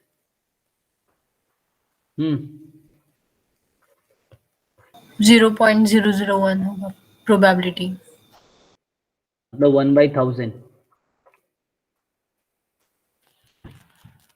So binomial n comma p. So n is the number of cashew nuts and p probability of, तो p क्या होता है ऐसे in general, probability of success in each trial, and यहाँ x है number of cashew nut in each basket, तो कितने भी हो सकता है, so 1/1000. ओके, क्योंकि टोटल तुम्हारे पास 1000 पार्ट में डिवाइड किया मिक्सर को, ठीक है। ये if I used to make one biscuit है ना, तो वन बिस्किट का वेटेज कितना, 1/1000 का ही है, इंटायर मिक्सर का ना। अब इसको जब सॉल्व करोगे तो यू कैन फाइंड, पूछा है प्रोबेबिलिटी x बराबर 0 पूछा है ना, सो इसको तुम अब यूज करना पॉइजन अप्रोक्सीमेशन टू है ना, binomial. Yes sir, np is equal to lambda हो जाएगा और ये फॉर्मूला लगेगा पॉइसन 2, इसको कन्वर्ट करना आप यूज करो अप्रोक्सीमेट है ना, बाइनोमियल मुश्किल है, so you can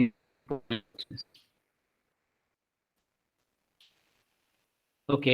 नेक्स्ट क्या है, suppose x1 x2 xn are independent है, x k's are normal 0 k sigma square, पर sigma square is unknown, the MLE of sigma square, तो ये भी स्टैंडर्ड डिस्ट्रीब्यूशन है, तो you can try MLE find करना है। x1 x2 x10 भी द इंडिपेंडेंट है, आइडेंटिकल डिस्ट्रीब्यूशन यूनिफॉर्म -5 5 है, then the distribution of the random variable y है ना, तो यहाँ तुम देख सकते हो 1/1 xi आर यूनिफॉर्म -5 5, तो मॉड xi क्या होगा, मॉड xi का distribution 0.5 uniform 0.5, and mod xi upon 5 कर दोगे तो उसका डिस्ट्रीब्यूशन होगा uniform 0.1, yes and then uniform 0.1 का लॉग ले लो, तो -2 लॉग, समेशन नहीं भूल जाओ, तो -2 लॉग जो होता है वो आएगा exponential 1/2, and that is actually chi square 2, तो -2 log xi upon 5 each is chi square 2, तुम सम ले रहे हो 10 पे, तो chi square 2 chi square 2 chi square 2 10 बार ऐड कर दो, तो chi square 20, ठीक है, तो ये आंसर आएगा सी।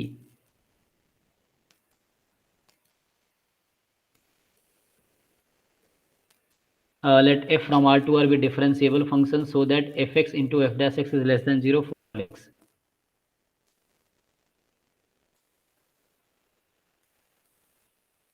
ओके, एफ आर से आर में डिफरेंशिएबल फंक्शन है इस तरीके से कि f x into f dash x is less than 0 for all x, then which of the following is necessary true.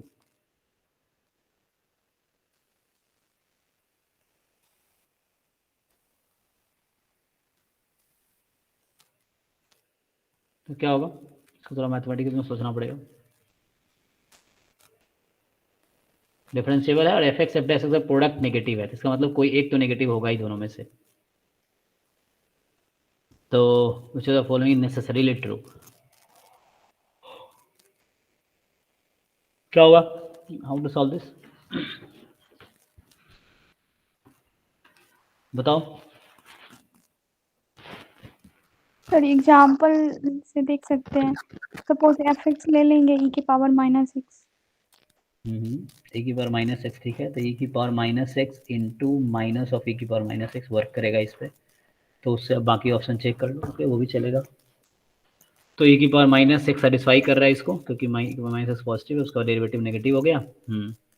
तो f इंक्रीजिंग है, तब e की पावर माइनस एक्स का ग्राफ पता है तुम लोगों को, है ना। तो e की पावर एक्स ऐसा होता है, सो e की पावर माइनस एक्स अपोजिट हो गया, तो क्या होगा इस तरीके से, x जब इन्फिनिटी है तो 0। तो डिक्रीजिंग फंक्शन है, तो पहला ऑप्शन तो गलत हो गया। मॉड ले लो तो तीसरा ऑप्शन भी गलत हो गया। तो b या d ट्रू हो सकता है, क्योंकि e की power minus x actually positive function है, मतलब इस नेगेटिव का भी आंसर नहीं देगा। तो b या d हो सकता है। तब तुम्हें एक और एग्जाम्पल लेना पड़ेगा, जिसके लिए बताओ अब b d में से कैसे एलिमिनेट करेंगे।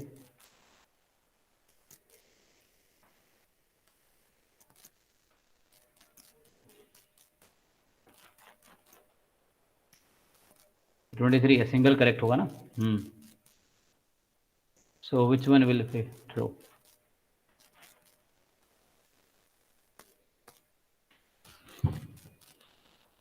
हाँ आई जी, थिंक मॉड की नेसेसरली ट्रू बोला है, तो मॉड लेंगे तो वो जो भी ग्राफ होगा वो एक्स एक्सिस से ऊपर ही रहेगा। मॉड लेंगे तो क्या होगा, नहीं ये कि मैं दूसरा एग्जांपल तुम्हें ढूंढना पड़ेगा। What about minus of e की power minus x, minus of e की पावर माइनस एक्स, पहला फंक्शन है e की power minus x, now you take minus of e की पावर माइनस एक्स, ठीक है।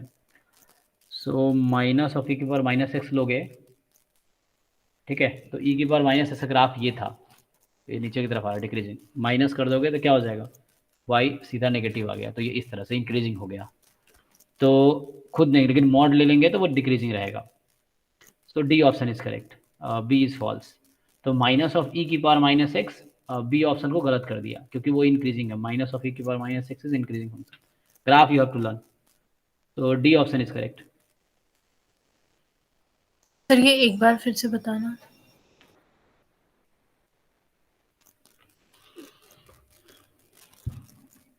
हमें इसने बोला है कि f x into f dash x this is less than 0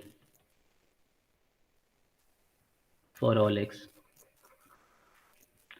तो ये जनरल है, कोई भी ऐसा फंक्शन चूज कर लो जो सेटिस्फाई कर रहा है इसको। तो एक बार हमने चूज किया f x is equal to e की पावर माइनस एक्स, तो इसका जो एफ डैश एक्स होगा माइनस ऑफ ई की पावर माइनस एक्स होगा, दोनों को मल्टीप्लाई करोगे सेटिस्फाई करेगा। तो ये एग्जाम्पल फिट बैठ रहा है। तो क्योंकि ये हर वैसे एफ एक्स के लिए ट्रू होगा जो इसको सेटिस्फाई कर रहा है, तो हमने एक एग्जाम्पल कंस्ट्रक्ट किया, अब उसको यूज कर रहे हैं। अब मैं क्या बोल रहा हूँ, अब ऑप्शंस को एलिमिनेट करना है। तो ई की पावर माइनस एक्स का ग्राफ कैसा होता है, ई की पावर एक्स का ग्राफ है इंक्रीजिंग होता है ना, इस तरह से जाता है। ई की पावर एक्स है, ये मैं माइनस एक्स की बात कर रहा हूँ। तो ई की पावर माइनस एक्स इस तरह से होता है, ये है ई की पावर माइनस एक्स वाइट वाला, तो हमें इसका काम नहीं है अभी। सो ये क्या है, डिक्रीजिंग है कि इंक्रीजिंग है, डिक्रीजिंग है। तो इसीलिए ए और सी गलत हो गया, क्योंकि ई की पावर माइनस एक्स का मॉड भी लेंगे तो ई की पावर माइनस एक्स ही रहेगा। अगर तुम इसका मॉड ले लोगे तो मॉड एफ विल ऑल्सो भी सेम, क्योंकि ई की पावर माइनस एक्स हमेशा पॉजिटिव फंक्शन है। सो ए और सी गलत हो गया।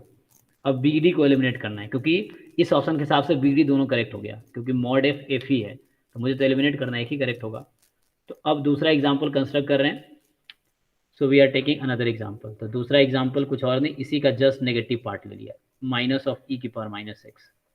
सो f dash x is e की पावर माइनस एक्स। अब इसको मल्टीप्लाई कर दो, f x into f dash x. So multiply करोगे तो क्या होगा, मतलब युग check it will be negative, तो मतलब सेटिस्फाई कर रहा है, सेटिस्फाई कर रहा है। अब मुझे इसके बारे में सोचना है, तो इसका मॉड लोगे, तो अगर तुम इसका मॉड ले लो यहाँ पे, तो हो गया ई की पावर माइनस एक्स, पुराना वाला फंक्शन ही, ठीक है। तो अब तुम्हें ऑप्शन को एलिमिनेट करना है। तो मॉड एक्स जो है ई की पावर माइनस एक्स है। अच्छा, तो मैं ई की पावर माइनस का ग्राफ यहाँ दिख रहा है, और मैं इसका ग्राफ बना देता हूँ, इस वाले एफ का ग्राफ बना देता हूँ यहाँ पे, ठीक है। तो एफ का ग्राफ बनाओगे क्या होगा, ई की पावर माइनस एक्स ये है, और इसका नेगेटिव कर दिया, तो नेगेटिव होने से क्या फर्क पड़ता है, अभी वाई की जो भी पॉजिटिव वैल्यू आ रही थी वो सारी नेगेटिव अब आएगी। तो ई माइनस ऑफ ई की पावर माइनस एक्स का ग्राफ ये होगा, ये होगा ना जी, तुम लोग देख के बताना, ठीक है। तो ये आ गया माइनस ऑफ ई की पावर माइनस एक्स का ग्राफ। तो किसका ग्राफ है? माइनस ऑफ ई की पावर माइनस एक्स का ग्राफ। और ये फंक्शन क्या है? डिक्रीजिंग है या इंक्रीजिंग है?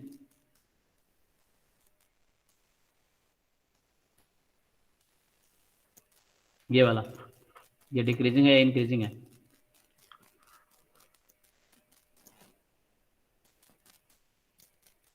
अरे इतना टाइम लगेगा? ऐसे जा रहा है तो इंक्रीजिंग होगा ना। क्या ये डिक्रीजिंग या इंक्रीजिंग? इंक्रीजिंग है सर। अगर लेफ्ट टू राइट जा रहे हैं, लेफ्ट टू राइट जा रहे हैं, वैल्यू ऊपर जा रही है तो क्या होगा? इंक्रीजिंग होगा। तो लाइक यहाँ पे फंक्शन की वैल्यू रही होगी -3, -2, -1, इस तरह से मान लो -1 यहाँ रहा होगा, फिर इस तरह जा रहा है, तो वैल्यू एक्स एक्सिस से क्या हो रही है? सर सर 1/x ले सकते हैं f(x)? ओके, ट्राई कर सकते हैं। सो 1/x, बट क्वेश्चन ये था f r से r में है, लेकिन 1/x r से r में नहीं है, तो ये वाला कंडीशन गलत हो जाएगा, ओके, हाँ। है ना। तो हमें ऐसा एग्जांपल लेना है जो सेटिस्फाई करे, r से r में हो, तो हर रियल नंबर पे डिफाइन हो, डोमेन स्पेशली हर रियल नंबर होना चाहिए। तो ये 0 पे डिफाइन नहीं है, इसलिए नहीं ले सकते। तो ex पूरे r पे डिफाइंड है इसीलिए। तो ये एग्जांपल से इजी रहेगा, वरना प्रूफ करना is a very difficult task.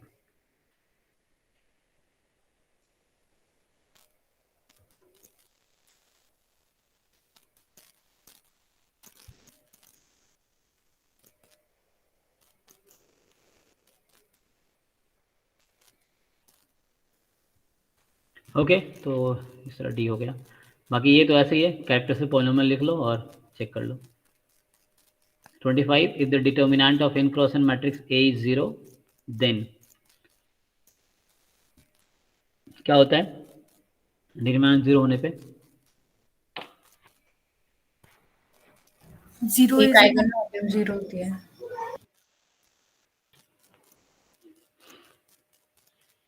सो 0 तो एक आइगन वैल्यू होगी, क्योंकि लैम्डा, ये तो पक्का होगा ना कि 0 एक आइगन वैल्यू है फॉर श्योर। ओके, ट्रेस ए 0 होगा, कोई जरूरी नहीं है ना। जैसे एग्जांपल में देता हूँ, मैथमेटिक्स बनाओ 3 क्रॉस 3 का, 1 2 3 4 5 6 7 8 9, तुम एलिमेंट ऐसा लो 1 2 3 4 5 6 7 8 9, इसका डिटरमिनेंट निकालोगे तो 0 आएगा। एलिमेंट्स क्या है? 1 से 9 तक, और डिटरमिनेंट निकालोगे तो 0 आएगा, उसका ट्रेस 0 नहीं है, तो उससे सारे एग्जाम्पल तुम वो कर सकते हो। सो x = 0 इज ओनली सॉल्यूशन। तो डिटरमिनेंट 0 तो रैंक कम होगा, ओनली सॉल्यूशन बोल रहा है, मतलब यूनिक सॉल्यूशन कह रहा है। यूनिक कब होता है? जब डिटरमिनेंट नॉन जीरो होता है ना।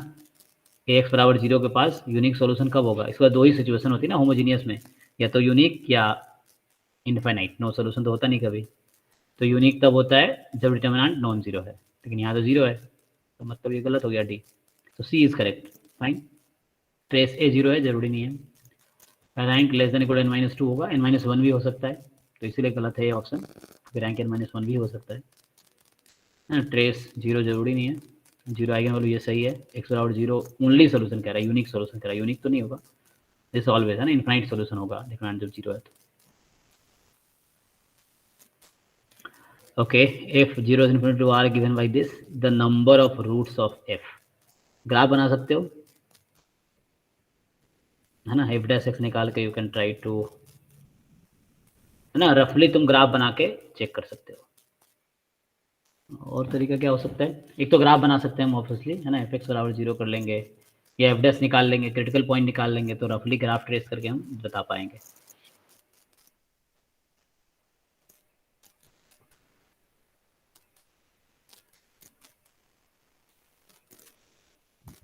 सर यहाँ पे x = 0 पुट करके x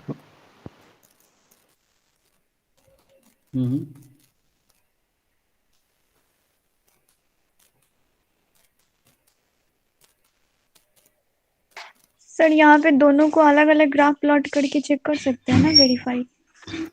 जी log जी, x log x f(x) = 0, roots का मतलब यही है, f(x) = 0, तो 0 रखो तो एक साइड log x, एक साइड x-2, उससे भी हो जाएगा।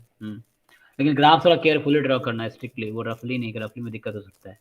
तो log x एक तरफ है, x माइनस टू एक तरफ है, इन दोनों को कंपेयर कर लो, लाइक ना log x is equal to x minus two, इन दोनों को कंपेयर कर लो तो हो जाएगा।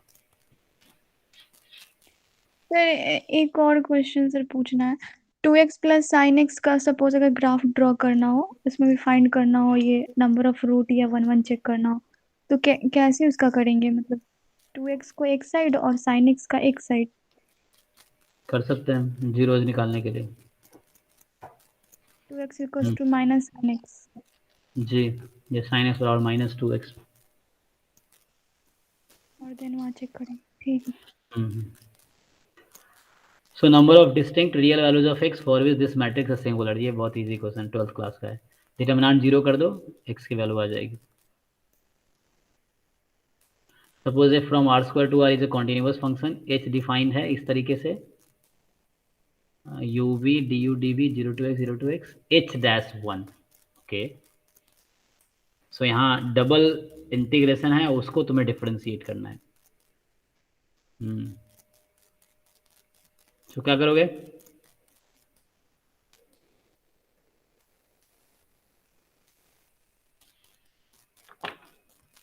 बताओ।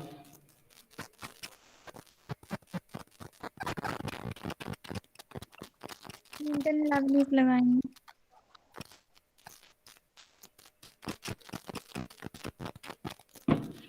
क्या लगाएंगे? Newton Leibniz. Leibniz formula, differentiation under integral sign. Apply करना, ये थोड़ा सा है ना, इतना इजी सा नहीं है, बट ट्राई करके देखना, तो नेक्स्ट क्लास में करेंगे। ठीक है, ट्राई, क्योंकि ऐसे तो ये सिंगल वेरिएबल में ही आएगा। अगर तुम फंक्शन एफ तुम्हें पता है तो एक और ऑप्शन है, तुम एफ को अज्यूम कर लो and then you can discard the option. This is also one way, वो भी कर सकते हो तुम। जैसे हर एफ के लिए वैसे ट्रू हो, क्योंकि एफ ऑप्शन भी एफ पे डिपेंड कर रहा है, तो you can take one particular f. ठीक है, उसके लिए चारों ऑप्शन के चेक करो किसके साथ मैच कर रहा है वो h-1। जिसके साथ नहीं मैच कर रहा वो पक्का गलत हो गया। सही हो रहा है तो अगर मोर देन 2 सही है तो उसको फिर एक को एलिमिनेट। एक इंटीग्रल को कांस्टेंट रखेंगे, बाकी एक पे ऑपरेशन लगाएंगे। ठीक है, लगा के देखना, तो यू चेक इट, नहीं तो नेक्स्ट क्लास में करके बताऊंगा।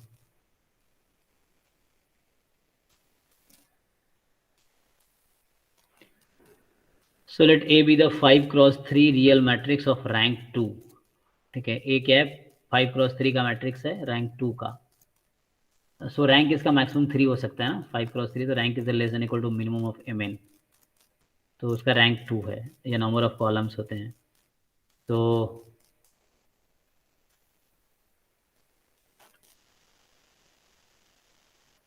B कोई नॉन जीरो वेक्टर है that is in the column space of A। ठीक है, सो B क्या है? नॉन जीरो वेक्टर है that is in the column space of A। x belongs to R cube such that AX is B। so x है ना, vector है x1 x2 x3 type का, AX बराबर B है, तो मतलब ये एक नॉन होमोजेनियस इक्वेशन टाइप का है। अभी define the translation of subspace V of R cube by x cube such that x not plus v को इसने ऐसे लिखा है, x not plus v this then S. तो एस क्या था? वैसा एक्स जिसके लिए ए एक्स प्लस बी 0 हो जाए। अब तुमने चेंज किया इसको वेक्टर स्पेस को आर क्यूब। सो अगर यहाँ तुम पुट कर लो एक्स की जगह एक्स नॉट प्लस वी, तो क्या होगा?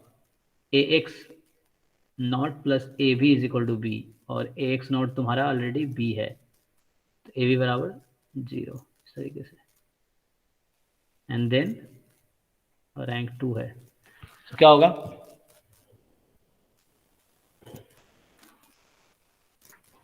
इसका किया तुम लोगों ने?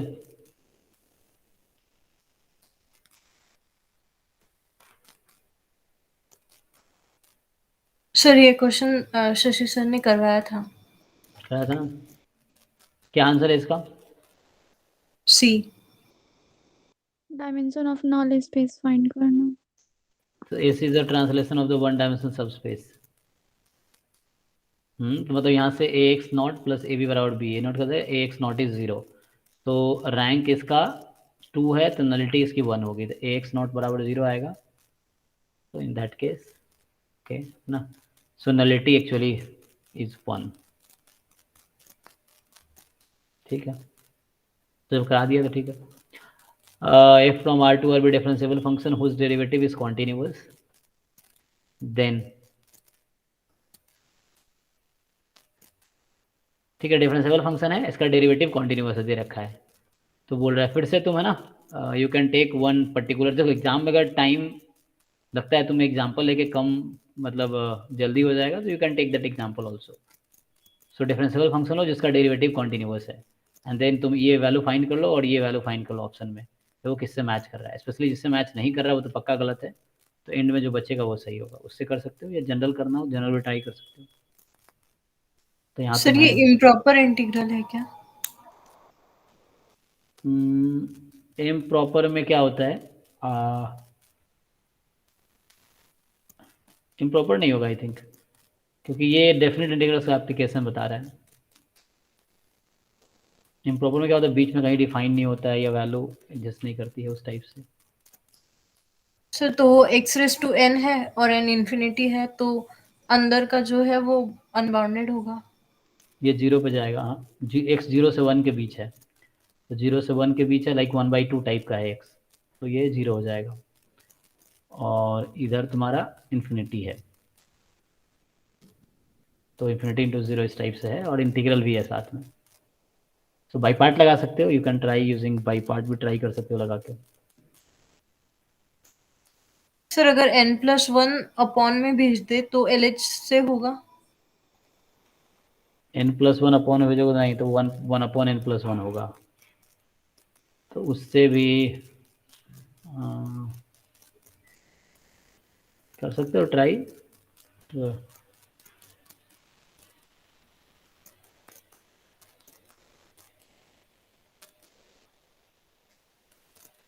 क्योंकि यहाँ तुम्हें डिफरेंशिएट करना होगा x के रेस्पेक्ट में, ओके, तो fx भी तो है और लिमिट भी यूज़ करनी है, एंड इफ यू डिफरेंट यहाँ पे ये कांस्टेंट है, ये कोई नंबर है एक्चुअली, ये जो इंटीग्रल है that is one number in terms of n, है ना, x का कोई ज़्यादा रोल नहीं है। अच्छा तुम डिफरेंशिएट n के रेस्पेक्ट करोगे, ओके ओके, तो you can differentiate with n and then you can do, तो बार बार डिफरेंशिएट करोगे तो चलेगा, तो ट्राई कर सकते हो, है ना। ये एक्चुअली n का फंक्शन है, यहाँ x को सोच रहा था मैं, सो एल हॉपिटल भी ट्राई कर सकते हो, but I think by part यहाँ यूज़ हो सकता है। नहीं तो मैं जैसे सॉल्व करूँगा तो मैं एक पर्टिकुलर एफ ले लूँगा, फिर उससे मैं ये फाइंड करूँगा, फिर बाकी ऑप्शंस को देखेंगे कौन सा मैच है ना हो रहा है, तो उसके हिसाब से होगा। क्योंकि एमसीक्यू में तो प्रूफ तो करना नहीं है, तो हमें जल्दी से इसको आंसर चाहिए। So one particular example will work, है ना, यहाँ भी वर्क करेगा और यहाँ भी वर्क करेगा, बस थोड़ा सा स्मार्ट होना पड़ेगा इस केस में, है कि गलती ना हो। सो करना नहीं डाउट में, नेक्स्ट क्लास में तो डाउट करेंगे, अब बस एक बार देख लेते हैं। सो सीक्वेंस है, समेशन एन कन्वर्ज कर रहा है, बी एन डाइवर्ज कर रहा है, which फॉल नेसेसरली फॉल्स।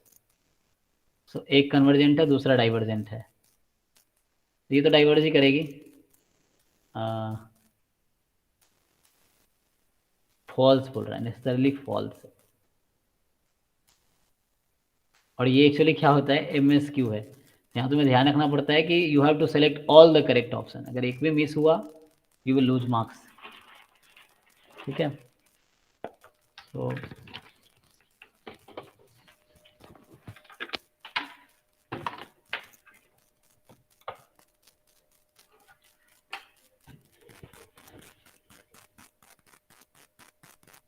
म्हणजे so how will you do,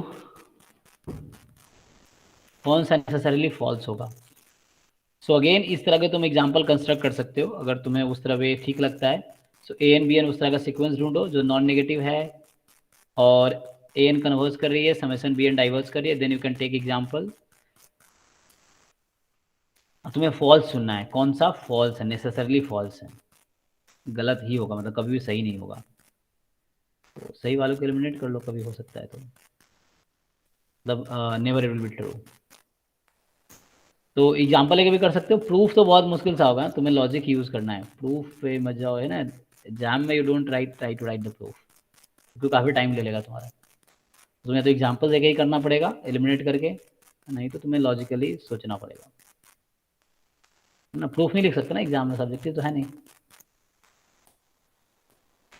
तो उस तरीके से ट्राई करना, एग्जाम्पल से अगर ट्राई करना, नहीं तो तुम ना कुछ लॉजिक लगाना, उसको थ्योरम्स में लॉजिक मतलब थ्योरम्स लगा के यू सॉल्व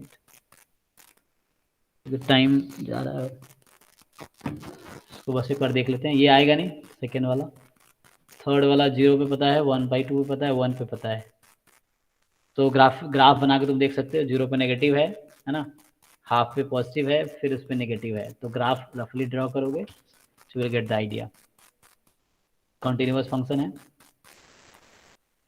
तो आइडिया मिलेगा रफली। मे बी यहाँ इंटरमीडिएट वैल्यू थ्योरम इस तरह कोई थ्योरम यूज होगा। एफ R2 आ रहा है, जी R2 आ रहा है, इस तरह से जी एफ के टर्म में है, तो इवन ऑड के डेफिनेशन यूज करना है, ठीक है जी। You have to use the definition of even odd only. The following matrices can be variance covariance matrix. तो वेरिएंस कोवेरिएंस मैट्रिक्स क्या होता है? ये जो एंट्री है ये कोवेरिएंस बिटवीन x1 x1, मतलब diagonal entries are variances and others are A11 A12 A13, तो उस तरीके से अरेंज कर लो। A11 मतलब वेरिएंस 1, फिर A12 मतलब covariance between x1 x2, A21 matrix में बोलते हैं ना, सेकंड रो का फर्स्ट कॉलम, तो covariance x2 x1 and then covariance x2 x2 मतलब वेरिएंस x2, इस तरीके से फाइंड करना है। तो कौन सा हो सकता है, तुम्हें वो प्रॉपर्टी अपना यूज करना है, ठीक है ना, वेरिएंस और कोवेरिएंस का। तो लाइक सिमेट्रिक होना चाहिए, है ना, इस तरीके से कुछ कंडीशंस हैं, तो यू चेक दैट। ऐसे क्या होगा करेक्ट, ये तुमने किया होगा तुम लोगों ने, तो ऐसे देख के बता सकते हो। सर ए ऑप्शन होगा। ये वाला सिमेट्रिक नहीं है, बी इसलिए गलत हो गया। ये गलत है क्योंकि यहाँ वेरिएंस को उसने नेगेटिव कर दिया। डी क्यों गलत है? सर डिटर्मिनेंट नेगेटिव आ रहा है। ओके, डिटर्मिनेंट नेगेटिव, तो ये डिटर्मिनेंट इसका आना चाहिए पॉजिटिव, 2 - 4 हो गया। ओके, तो ए विल बी करेक्ट। ये प्रॉपर्टी तुम्हें याद रखना पड़ेगा। या ऐसे तुम, है ना, variance x1 variance x2 minus, या कोरिलेशन निकालेंगे ना डी में, तो वो थोड़ा 1 से ग्रेटर होगा, इसलिए नहीं होगा। Okay, that is also one way, है ना, कोरिलेशन लाइज बिटवीन -1 एंड 1, ठीक है। तो ये तो ऐसे देख के उसमें कुछ सॉल्व करने का नहीं, बस वो प्रॉपर्टी लगाना है। x1 x2 xn with a random sample normal theta 1 population and which of the following study are sufficient for theta। तो ट्राई कर सकते हो, सफिशिएंट में वो फैक्टराइजेशन थ्योरम यूज करो, हो जाएगा।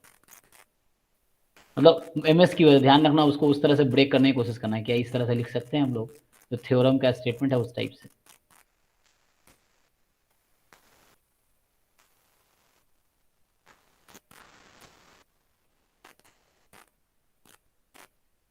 So x1 x2 xn the random sample from this normal theta theta square distribution. So t1 is summation xi, t2 is summation xi square. So which of the following statement is are correct? So t1 square upon n square is unbiased for theta, t2 upon this, ठीक है। ये सब कर सकते हो तुम लोग, unbiased और कंसिस्टेंट का डेफिनेशन या थ्योरम यूज करो। X y are independent identically distributed random variable with finite variance. So following expression is equal to sigma square. Okay.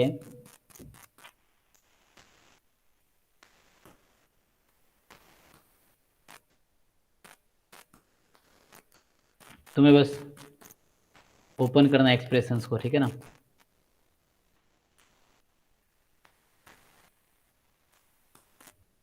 ऐसे ये भी इजी है, थोड़ा तुम्हें लॉजिक यूज करना है कि IID है और रैंडम वेरिएबल है, ठीक है।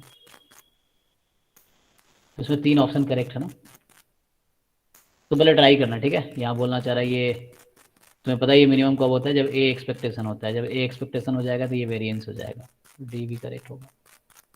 जस्ट ओपन इट, ठीक है, इसको ट्राई करना। ये इस तरह का ठीक क्वेश्चन है, सब कॉन्सेप्चुअल क्वेश्चन है। ये भी होगा,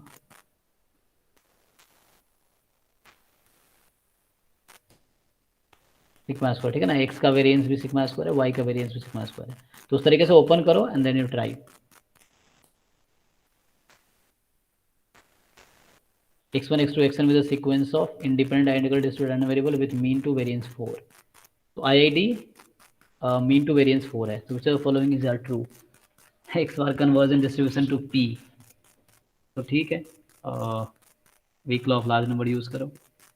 मतलब यहाँ पे actually convergence in probability and convergence in distribution को यूज किया है. और यहाँ तुम्हारा क्या है, एस स्क्वायर है ना, 1/n-1 summation x - x whole square S square है. तो E of S square convergence in distribution. तो यहाँ तुम सेंट्रल एलिमेंट थ्योरम यूज कर सकते हो, है ना. यहाँ weak law of large number, तो ए बी ऑप्शन में weak law of large number use कर लो. मतलब EX2 है क्या चेक कर लो, EX स्क्वायर 4 है क्या चेक कर लो, इसमें सेंट्रल एलिमेंट थ्योरम लगा लो, इसमें एस स्क्वायर का मीन निकाल कर देख लो, है ना. मतलब सिग्मा स्क्वायर होता है, फॉर्मूला है. So you can use that. x1 x2 xn with a random sample from normal this where this, so which of the following statement is are true? MLE attain कर रहा है Cramer law को, Cramer law lower bound को. UMVE of mu attains the Cramer lower bound.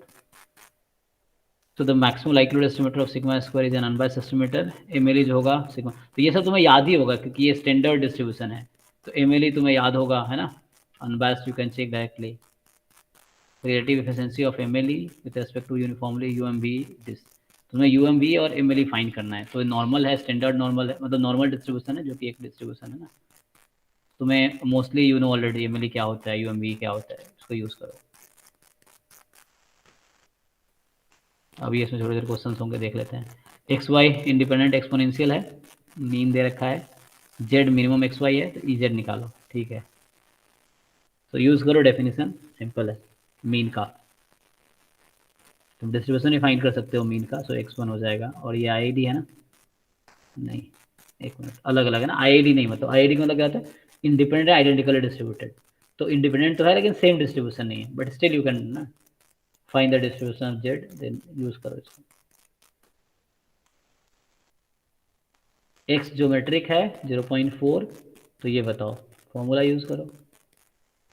x is single observation from binomial 1 पे, मतलब Bernoulli है, p दे रखा है. If the observed value of x is 0 then MLE of p is, तो small x की value 0 है तो MLE क्या होगा.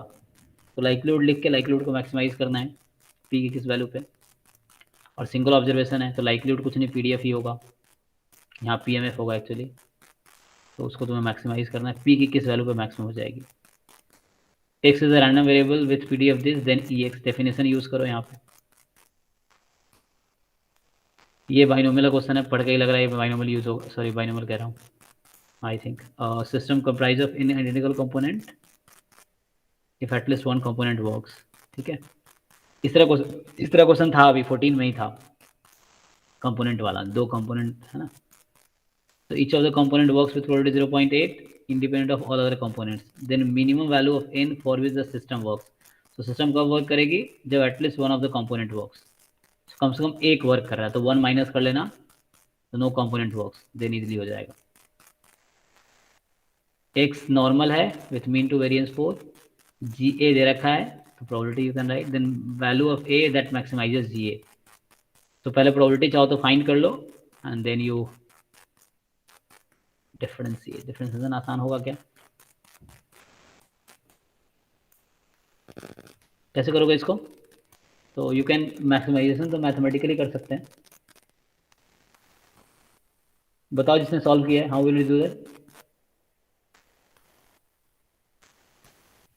राइज करके और फिर कंपेयर करेंगे भाई, सिमेट्रिसिटी ग्राफ से देख लेंगे. तो तुम्हारा जो है ये नॉर्मल 2/4 है. 2 जाता है.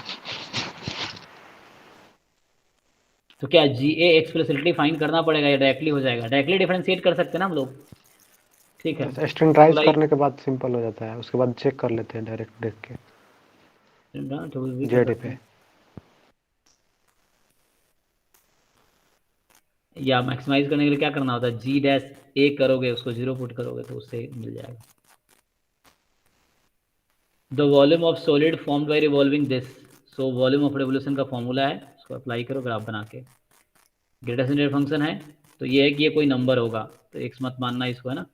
सो इसको ब्रेक करो, -1 से 1, सॉरी -1 से 0, 0 से 1, 1 से 2, 3 इंटीग्रेशन बनेगा, अलग अलग सॉल्व करो। Number of real root of the equation this, again तुम्हें पहले इसका नेचर पता करना है ना, तो रफली you can sketch the graph. और तरीका क्या हो सकता है, सो ग्राफ ही रफली स्केच कर सकते हैं।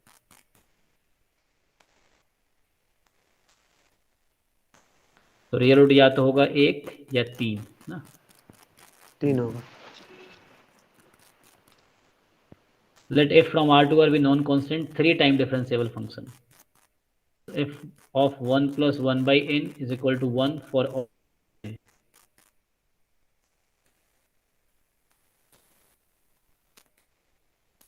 So f double dash 1 क्या होगा?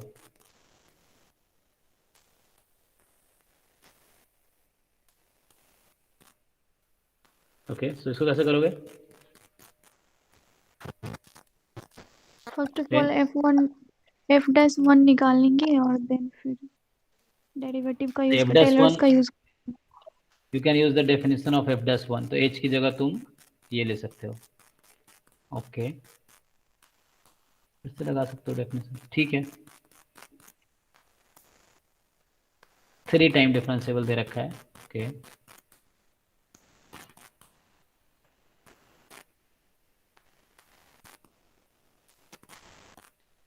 सो you have only one information, इसको यूज करना है, ठीक है। इसको यूज करके तुम एफ डैश निकाल पाओगे।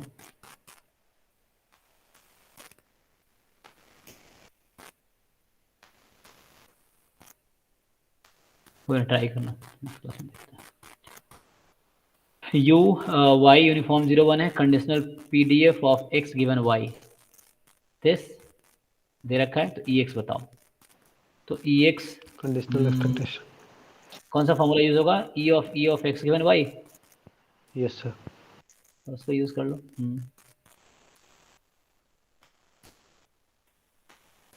तो the PDF of random variable X is this, तो देन प्रोबेबिलिटी दिस, तो पीडीएफ से प्रोबेबिलिटी फाइंड करना है। तो देख लेना यहाँ x -1 से 1 में है, तो उससे बाहर जो भी हो है ना, वो अदरवाइज में ये है, तो 2 अलग अलग पार्ट में हो सकता है ना। -1 से 1 वाले में उसको यूज करोगे और बाकी में इसको यूज करोगे। x1 x2 xn with IID uniform 0 1 है, तो देन दिस यहाँ सेंट्रल लिमिट थ्योरम यूज होगा। यहाँ रिग्रेशन का फॉर्मूला है, डायरेक्टली सारी की इन्फॉर्मेशन दे रखी होती है। So you have to find least square fit for the linear regression model this, the predicted value of y, तो x 1 है, ठीक है ना।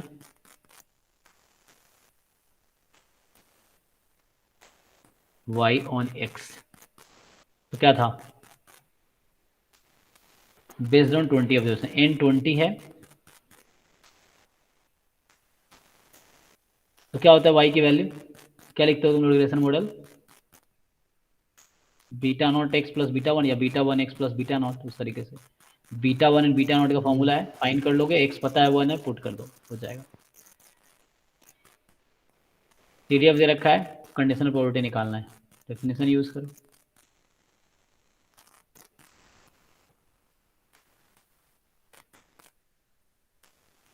ठीक है, तो यहाँ सीडीएफ है और ये कंडीशनल प्रोबेबिलिटी पूछ रहा है, x0 गिवन दिस, ट्राई करो डेफिनेशन यूज करने का। Let probability density function of fx और random variable x is symmetric about 0, तो फिर से जनरल बोल रहा है, तुम कोई भी एक डिस्ट्रीब्यूशन अज्यूम कर लो, यूनिफॉर्म -1 1 ले लेना, काम हो जाएगा, क्योंकि किसी के लिए वही आंसर आएगा, क्योंकि answer is number, so it does not depend on function. तो ये आ गया है ना। लेंथ ऑफ कर्व, ये फॉर्मूला होता है लेंथ ऑफ कर्व का, उसको यूज करो। System of equation, you know, differential equation आना नहीं है इस बार। Area of the region in first quadrant, ये 12th क्लास का क्वेश्चन है, इस तरह का सॉल्व करना। तो एक बार हमने देख लिया है 15 का पेपर, अब तुम्हारा काम है कि इसको नेक्स्ट क्लास तक, जब भी नेक्स्ट कल या परसों आई थिंक, तो इसको सॉल्व करके तुम मुझे भेजना, देन जो डाउट रहेगा नेक्स्ट क्लास में करेंगे, फिर 16 का पेपर देखेंगे, ठीक है।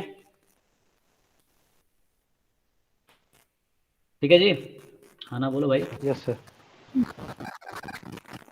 चलो ठीक है फिर, गुड नाइट।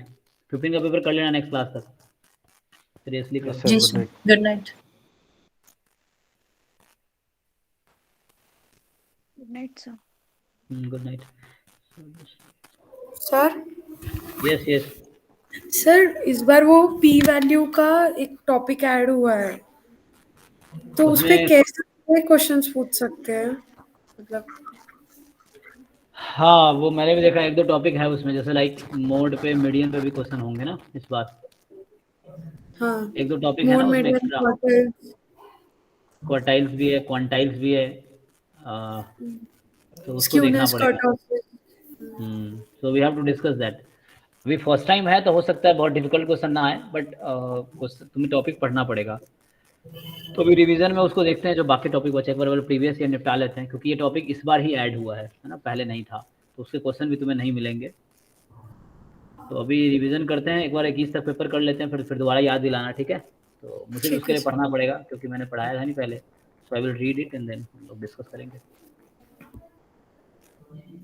ठीक है, चलो। सर हेसियन मैट्रिक्स क्या होता है? हेसियन मैट्रिक्स उसमें